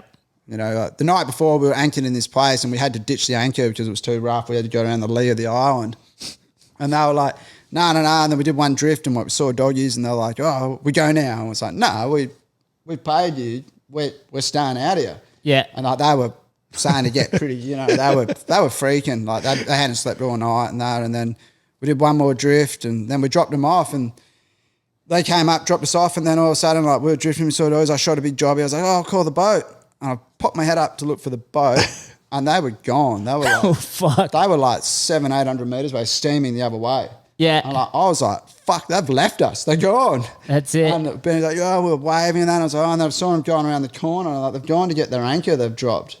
Yeah, That's it. right. And Yeah. I've just said to Benny, I've ditched all my gear onto him. He had the current. I was like, I'm going to swim for them. Like, I've got to make that island. So I just had to like, against the current, everything, like overarm it to them. And it took me like 20 minutes. Like, I was screaming as hard as I could. And I was just like peeking. I was like, I can't believe this is happening. Like, we're actually this is abandoned. the end of it. And anyway, I made it around the corner of this island. Like, Ian Phelps would have been proud. Like, I don't know how I did it. I made it around. You just crossed two swimmers and it's they've even better. They've just pulled this anchor. They've pulled the anchor on board. Yeah. And they were going for the mainland. And I was swimming and I was like 30 meters away from us. And I was Fuck. screaming and waving. Sort of, they were like looking around. And then the son of the chick we were staying with has seen us all of a sudden and started pointing at me. And started like yelling to the other guys, and I could see them talking between themselves, and the last minute they just took the boat out of the gear. Yeah. And like, I've had to swim to them. They're like, I knew what they were doing. Like, they had Yeah. all our gear on board, they had everything. Fuck. They were leaving us. We were gone. And if I hadn't made it to them in time, and if it wasn't for the son of this chick that was there, and anyway, I was just like pointing. I was like, go get Benny. He was like a K away at this time, Yeah. like floats waving in the current. And we've gone and got him, and then he's coming, and he was like, I was like just about in tears. I was like, this is gnarly. Yeah. We went back anyway. We didn't speak a single word the whole way back. You reckon they had the same conversation we had where they were just like, I fucking don't mate. like people? Yeah, life's cheap for them. Like, no, life doesn't mean as much. It's a different place. Like, literally, they would have been like, we got all their bags, we got the gear, they've already paid us. Yeah, like fuck these guys, we'll just say they disappeared. Yeah, like, yeah. no one will ever know. And anyway, when this young mate started coming, they must have been like, Yeah. oh, well, we got witnesses, we can't kill him as well. And anyway, we got back and then we went and then, we were staying. And this chick we were staying with, this old Indo chick, she was like, oh, we talked to her, we told her, haven't she? Goes, oh, yeah. She goes, my son was really worried for you. Those fishermen are bad men. She was like, yeah, he was really worried. Those fishermen are bad men. Yeah. And like, so what he must have heard them saying, and then we were like, wow, we do all this for tuna? Yeah, for a Spearo doggy. tuna? Yeah. Like, we've had many experiences like that, and but that's, I mean, just a bad one. Yeah, yeah. There's many Obviously, like good ones. good along ones. the way. The boys and all that. We've sort of had a ball everywhere we've gone. We've met some really good people. Yeah.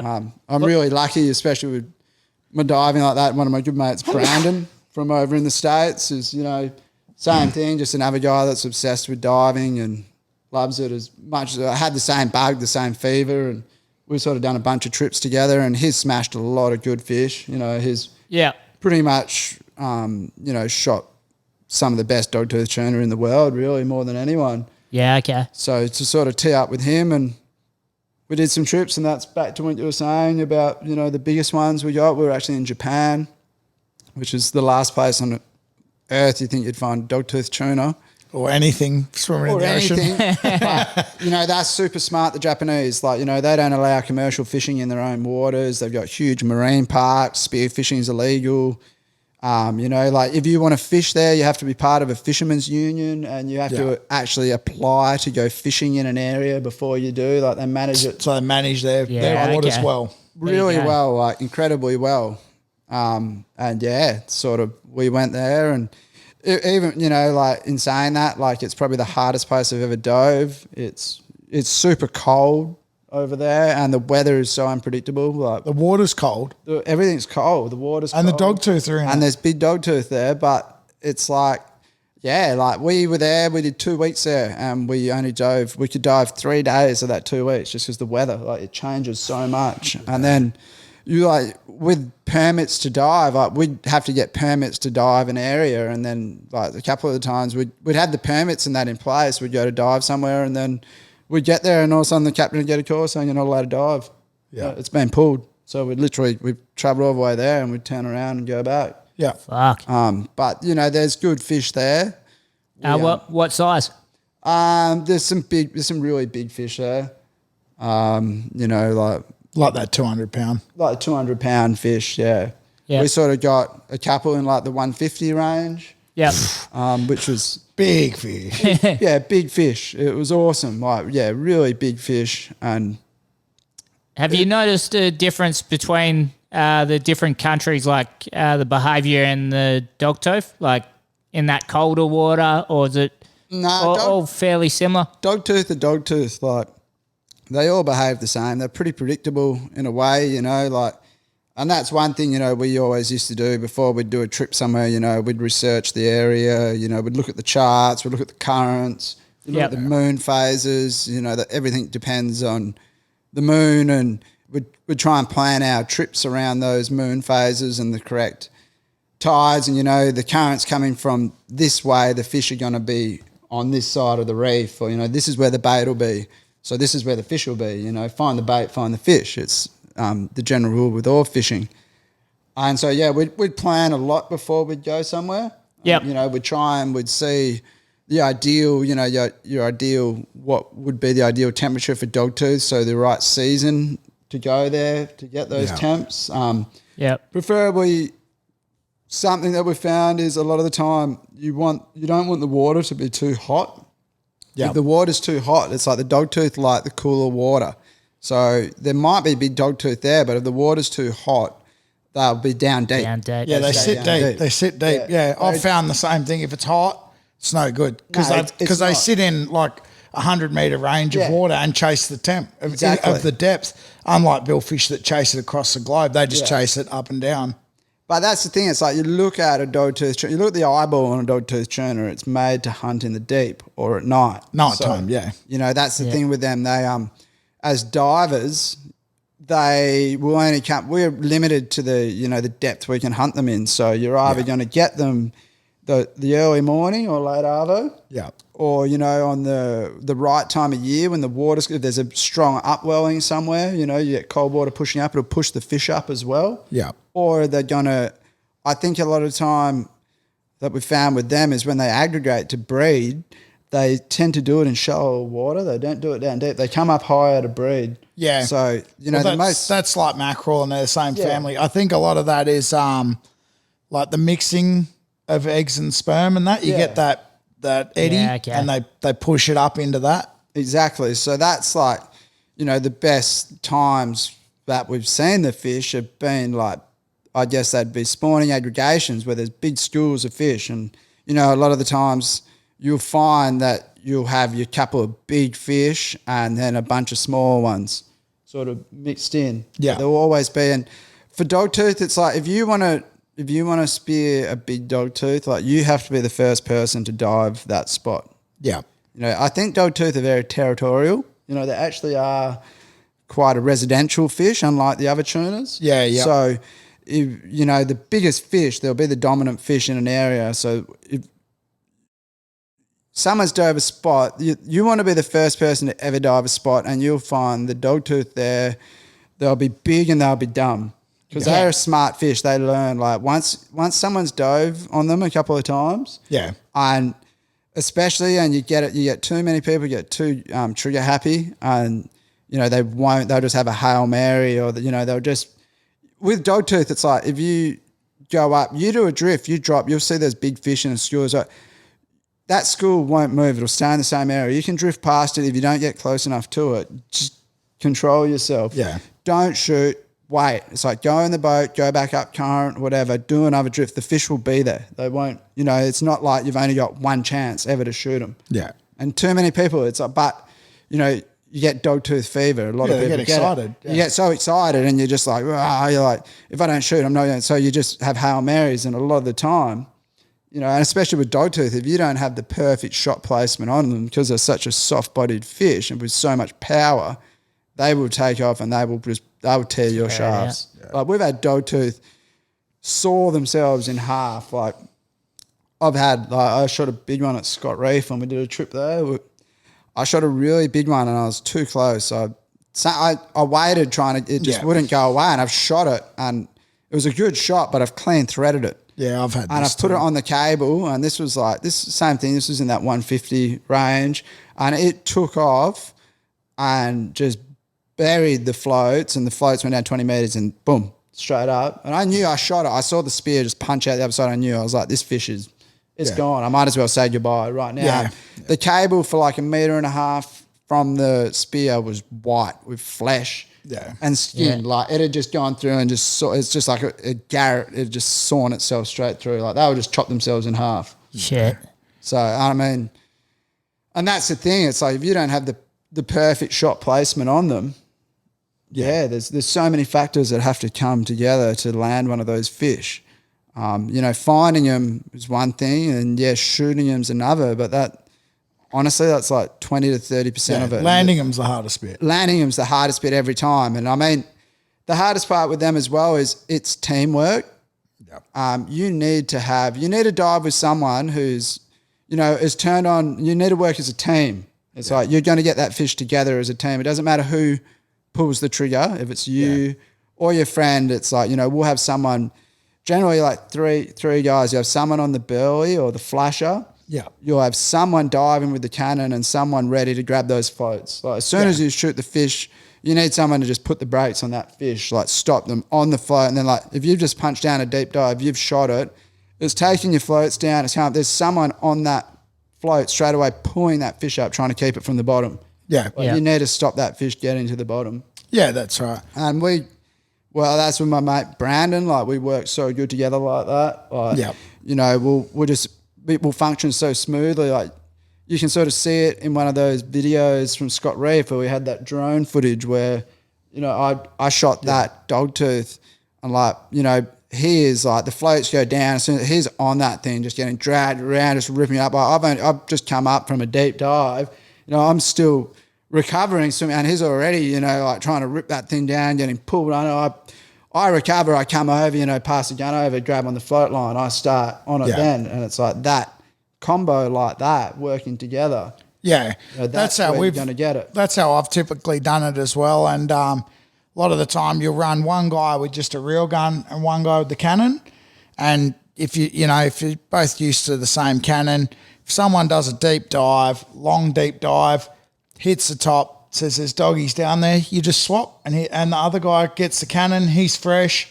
That way you don't have guys spotting fish from the top, both bombing at the same time on it. Exactly. Each person knows their place. You're either the second shot guy with the flasher or you're the guy holding the cannon and it's your fish.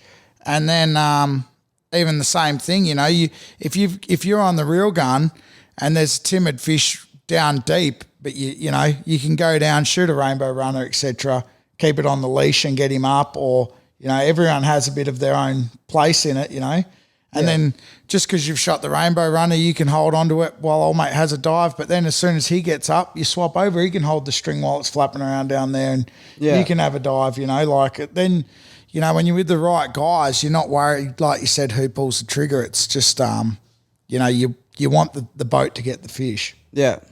Do you guys think you're fairly lucky in that way, or whether it's luck or just from who it's been? But there seems like a fairly close community of spearfishermen sort of spread across Australia that is sort of, been fairly helpful for each other. There is a fairly close, but then as you can understand, like not many people want to talk about it. It's like the amount of money and time and effort that you've put into, exploring these places and refining your gear and your techniques and things like that, it's all good. Like you're helpful in that, but especially, when location wise,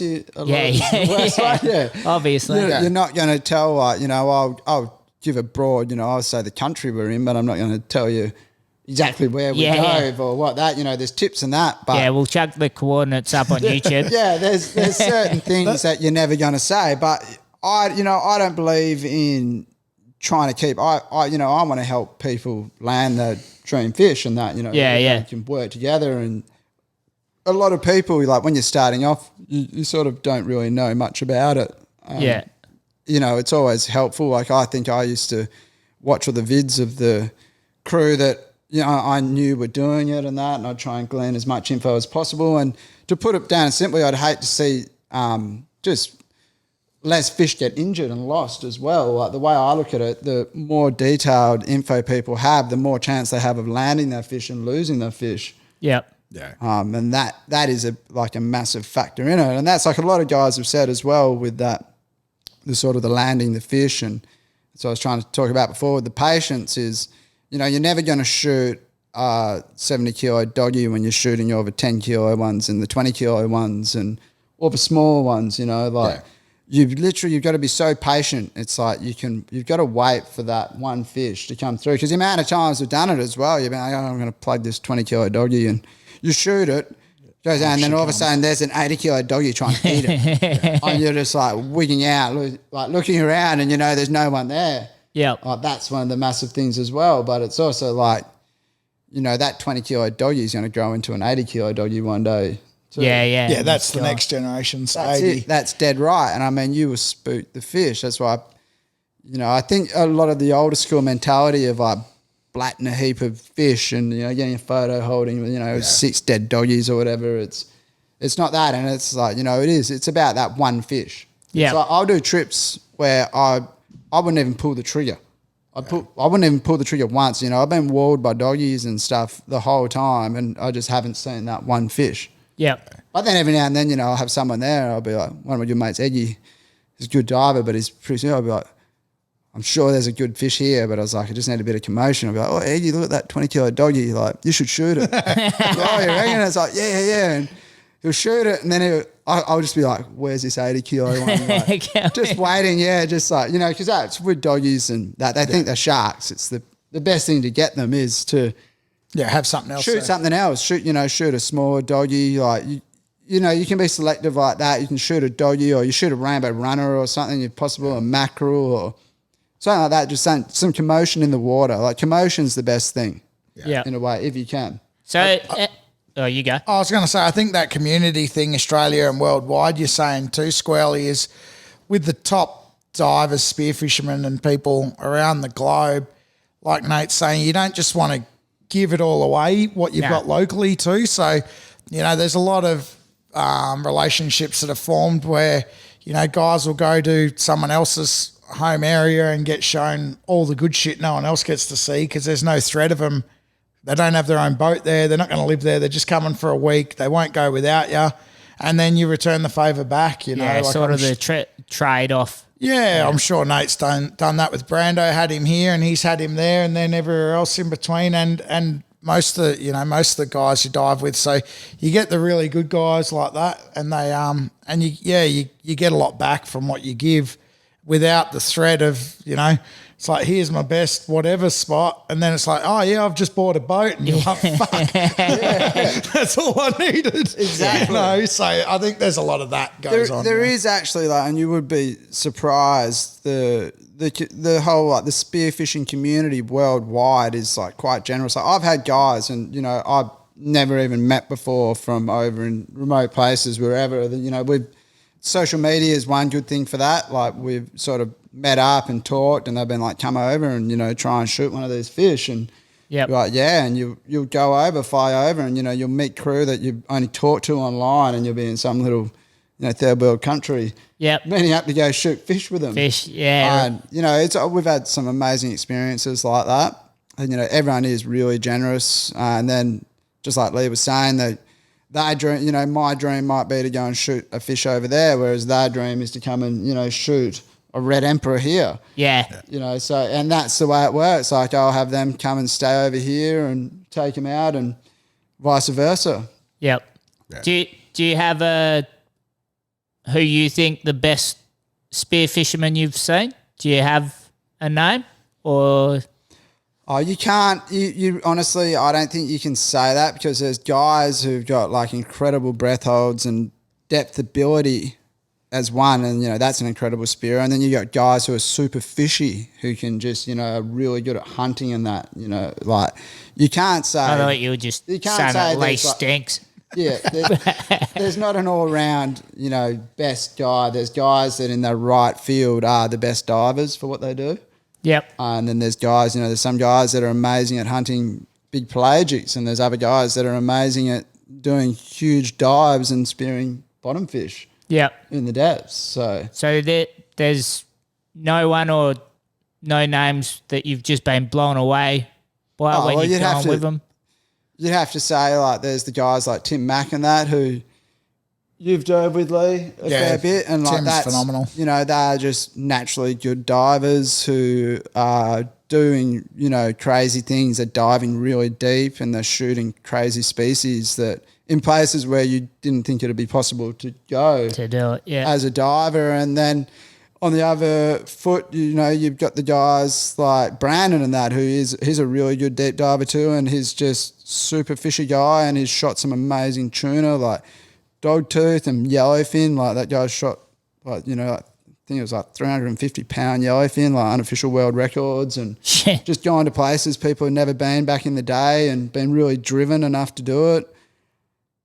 And so, yeah, there's like, yeah, it's kind of a broad scope of that. Yep. Yeah, that's right. Then you got guys in the med diving 60 and 80 metres to shoot a fucking tarwine. Exactly, You know, yeah. like in 50-metre viz, drop weight and getting the bands popping fucking ribs through lungs and shit. And they're like, yeah, I got this tarwine. Yeah. And you think not much of it. And then they whack them in the world titles and they just flog everyone else because they're just used to for diving for fish that are that flighty and non-existent that when they get somewhere good, they dominate it. Yeah, they do. And that's the thing about it. And that's like, you see some of these guys, like, they go and they're going to a spot where you know it holds good doggies and shit like that. And they would go there, you're like, these guys are going to shoot they're going to shoot a 100 kilo fish for sure. And they go there and, you know, they can barely shoot a 20, 30 kilo dog-tooth because they're not tuned in with it. They don't know how to hunt it. They don't know what to look for. And that's what I'm saying. Like, that's where it comes into sense. You've got amazing ability to dive deep and all that. And then on the other foot, you've got amazing ability to be able to hunt certain fish as well. Yeah. So it's just one of those things. It's, you know, you can't really say. Yeah. I was just thinking the same thing. Like, in most ways, Leewald's a better Spearo than me, but then when it comes to hunting milkfish, I just got that sense of what a big milkfish is, and I've always just killed him at it. I think the only thing you're better at is like a drowning impression. That's about it. Yeah, I do that pretty well too. Found your hidden talent. Milkfish and drowning. So has it always been pelagics, like as spearing, like your goal since that first? I've kind of I've gone through everything, right, and that's one thing that's led me to Blue Marlin, I guess, as well. Is as far as spearfishing goes, I've kind of ticked everything that I've ever wanted to do. Yep. It's I'm pretty like focused on the fish, and when I want to get that, I'll be like, wow, I want to get a big red, you know, and then that's all I can think about is big reds, and then it's like, I'll get a big red, get multiple big reds, and then I'm like, wow, what about, you know, a big mackerel? So I'll go, you know, I'll get big mackerel. Yep. And it's like, well, what about, you know, wahoo? And I'll go and get big wahoo. So yeah, I've kind of gone through my whole, there's a list, you know, all divers have got the list of, you know, they want to get a fish over a certain weight. You know, it's like mackerel big over 30, fish. wahoo over 30, big milkfish over 10. Yeah. Reds over 10, you know, big scarlet. Yeah. You know, big WA jewfish. Or, as you know, there's like, you set yourself these goals that you want to achieve. Yep. And then it's like you'll chase them and it's good because you've got something to work towards, you know, it's a challenge. But then it's like once you achieve it, you got to find something else. You got to find something else, and you keep moving on. You got to keep finding something to, like, you know, drive yourself towards getting that fish. And then, I mean, that's what I'm in the same sense. Like, that's if you were like too, Lee, like you've shot a lot of good fish now, and then you kind of go like, sort of get to a point where you're like, all right, what now? Yeah. So you like think about it. You're like, I've already done this, I've done that. It's like you enjoy doing it, but then it's like you need to find something that drives you. That sort of, you know, you got to have that passion. And yeah, that's right. And that's where, as far as fishing goes, bill fishing ticks a lot of boxes. Is the difficultness, like those days you've had out with the tuna and the bait balls and that. You can't just replicate that and make it happen. Where, you know, like spearing trout or bottom fishing for snapper or anything like that, you know, a lot of guys go, oh, marlin fishing's boring and I like bottom fishing, you know, there's action all the time. But it's like, if any of us three want to go out and catch a snapper or a red emperor or whatever tomorrow, we just go out, we get it, we come home. Yeah. And then we do it the next day, and then we do it the next day. All three of us, we want to catch a grander. Okay, let's go do it. 5 years later, 60 days a year, Still yada, trying. yada. It's like, okay, let's get this thing, and that's where the excitement comes from, where, your high-end guys in the field of fishing are after something that you just can't get, So, and I think that's where bill fishing comes into it, definitely for me. I'm in the same belt. Like I was saying at the start, when I first came up here and that, I remember going out with one of my mates, marlin fishing. We're chasing blues, and I was just like, this is so boring. I was like, we're sitting here, nothing. And it's like, oh, son, there's a rod. It's like, it's going off, and here's this blue marlin doing a thing. I was like, this is what we sit around all day for. Yeah. Honestly, that's how it was. And then, like I said, it wasn't until we went out chasing, I wanted tuna and this sort of ticked on from my obsession of trying to spear a yellowfin. Yeah. Yep. And then, that had taken me all around the world as well, like trying to spear a yellowfin. And then I was like, well, I'm going to try and catch a yellowfin. And then Blue Marlin came into it. And then, like you're saying, there's so many variables and things and same with the gear. It's like there's so many different things with the gear. It's like, what about this hook? What about that hook? Like hook up, hook down. Yeah. This, that. And it's like it's something that you literally can't control. Yeah. And that's what's so exciting about it. And there's always that, idea that you're going to catch one of these monster marlin that, it'll just Life keep changer. Life changer. It actually is. Yeah, and then the stuff that comes with it, you don't plan, like you're out there trying to catch as many as you can so that if you get a chance on a 1,000-pounder, you might catch it. And then you get a grand slam and you're like, fuck, that was cool. Yeah. As a little byproduct or whatever. And that is with our fishery as well out here. Yeah. But I think, and that's something that I've learned, I've spoken to a lot of blue marlin fishermen, from around the world and that, and I'm like, wow, these fish, they're almost in the sense like they've ruined my life, and they're like, that's been me for 20 years.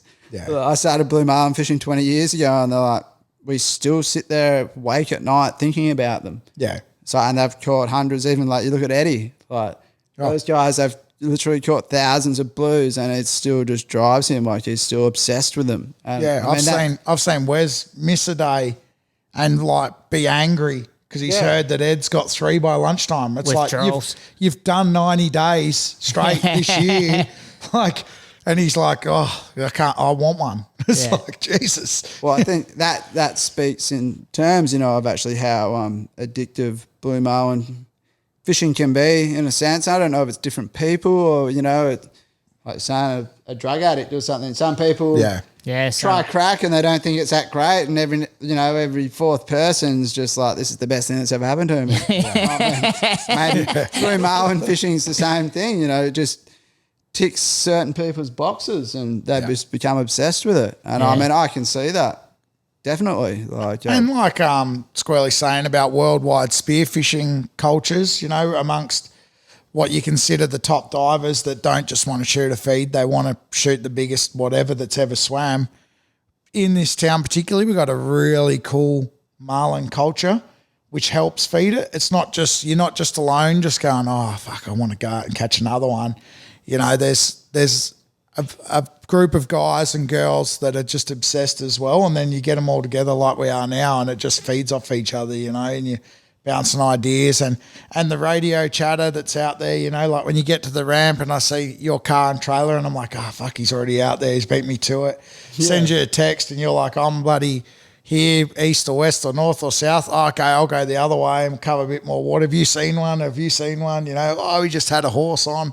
It's absolutely awesome, the whole culture that goes with it as well. Oh, definitely. And I mean, in a way, there's also like, I guess, a bit of competitiveness there too, which is like when you start talking about numbers, like it actually is about numbers. Like you get so obsessed with the stats, your numbers. And, I'd like to think of myself as like I was saying, like a pretty laid back and stay away from people. But then you get driven by numbers. It's like you almost want to, you want to beat someone else's day. It's like you catch the most fish that day and you feel good in a way. That's right. Yeah, having like a good run. And, everyone, I think, in a sense, everyone needs to have that little, like to be obsessed with blue marlin fishing or whatever, you have to have that little bit of ego and drive to, competitiveness almost to be obsessed with your numbers. Yeah, definitely. And it actually is like it, as much as hear, it's like when you hear like there's been a bunch of good fishermen out for that day or whatever, and then, you've had the best numbers for the day. It's like you feel pretty good. You're like, I must be doing something all right.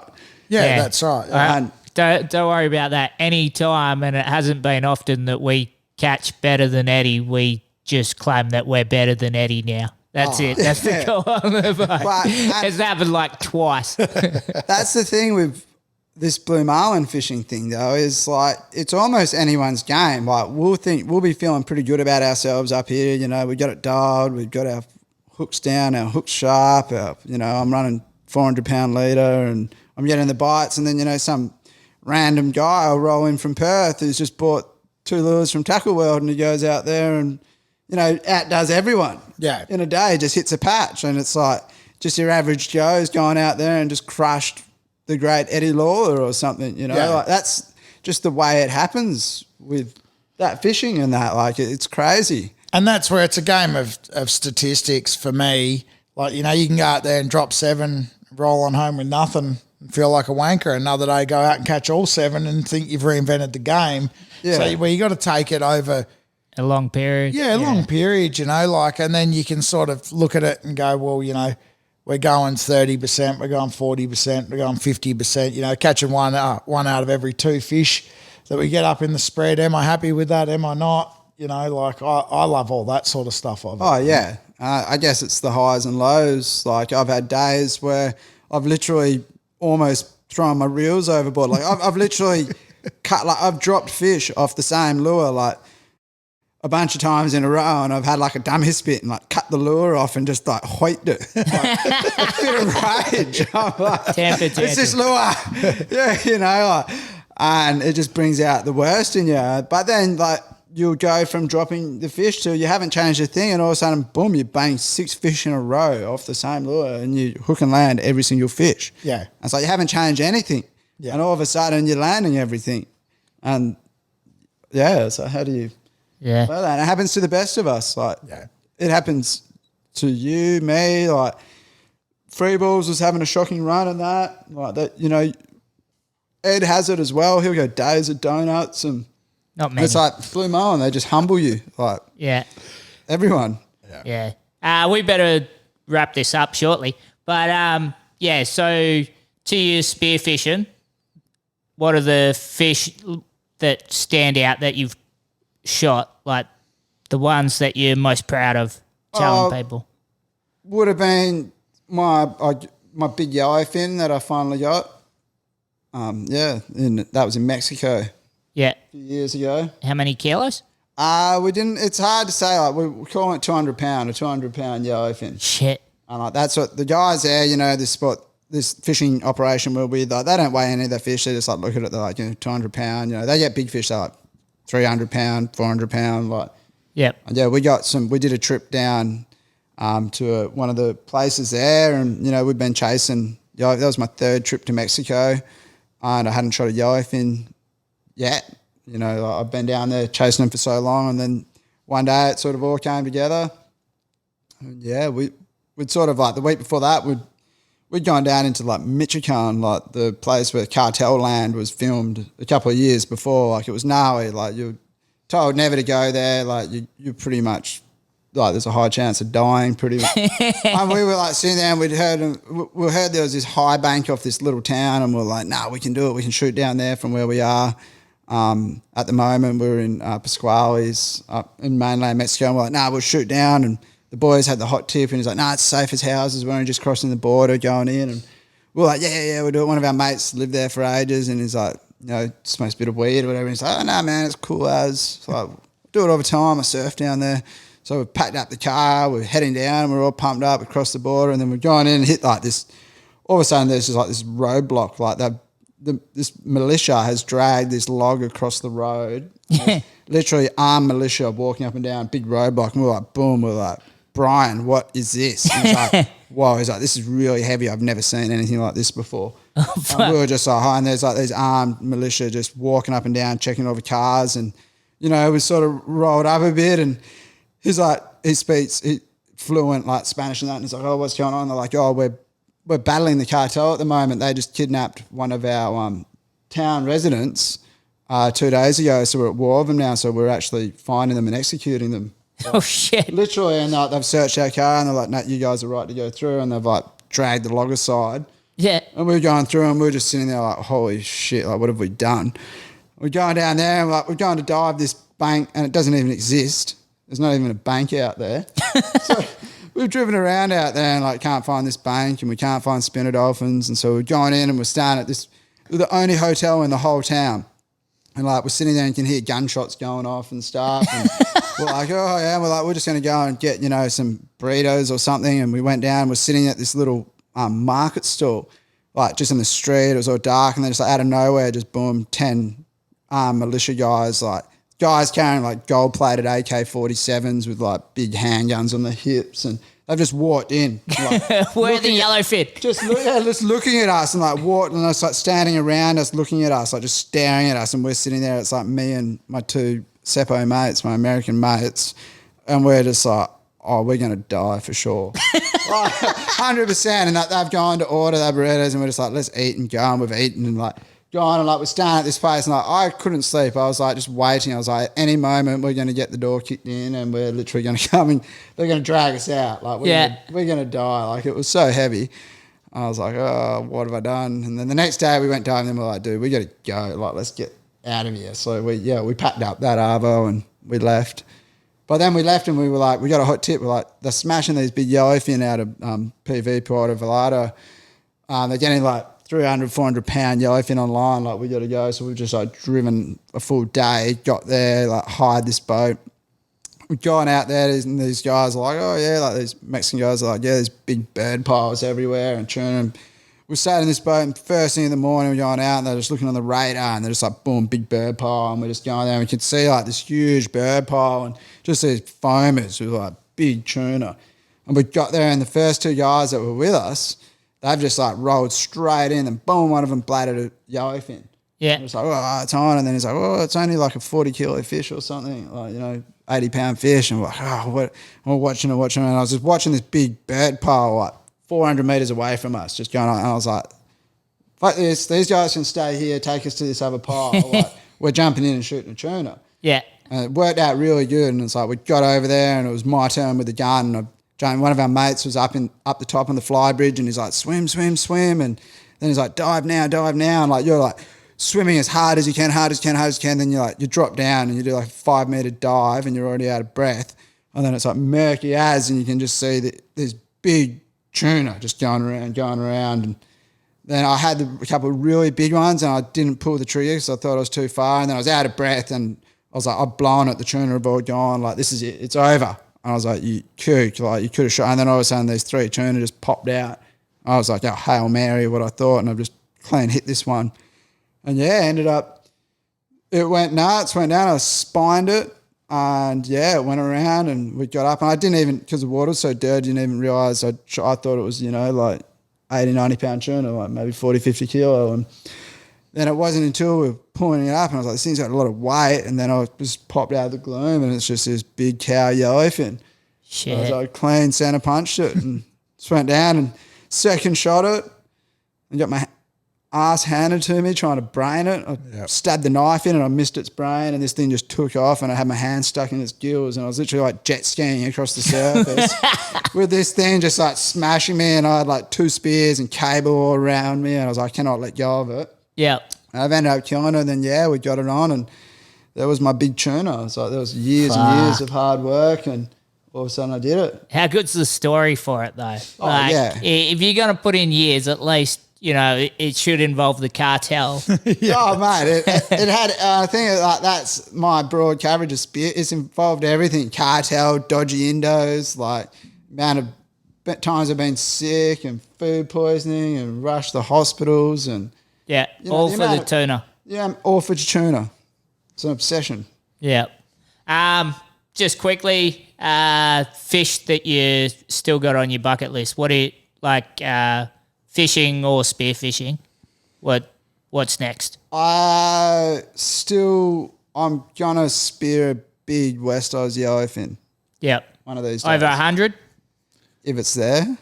That's the plan. I'm going to have to start taking my spear gun out with me fishing, but I will do it. Yep. Over 80 would be nice. Over 80 would be good, yeah. That I think the Oz record's like 67 or 68. Yeah. I think it'd be quite easy to beat that here, but you just, Yeah, the right day. everything come together. We'll do it.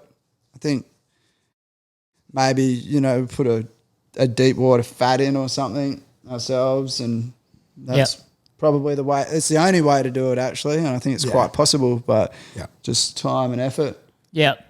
Well, I suppose, I think in America, or am I right? They don't remove their oil platforms or anything, or am I just completely off on that? I don't know. Nah, they leave the oil platforms in, but they don't have the same rules that Australia does, where you're not allowed to come within 500 metres. Yeah, so that makes it the platform. But the thing is, America, they have platforms where there are big yellowfin.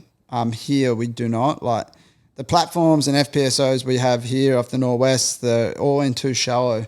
Yeah, There's no big yellowfin. And then the other problem with them is the shark populations on them. Like you could not even, once you get close to those platforms, there's just the marine life on them is amazing, but there's a lot of big sharks, like just a lot of sharks. You'd never land a fish on them.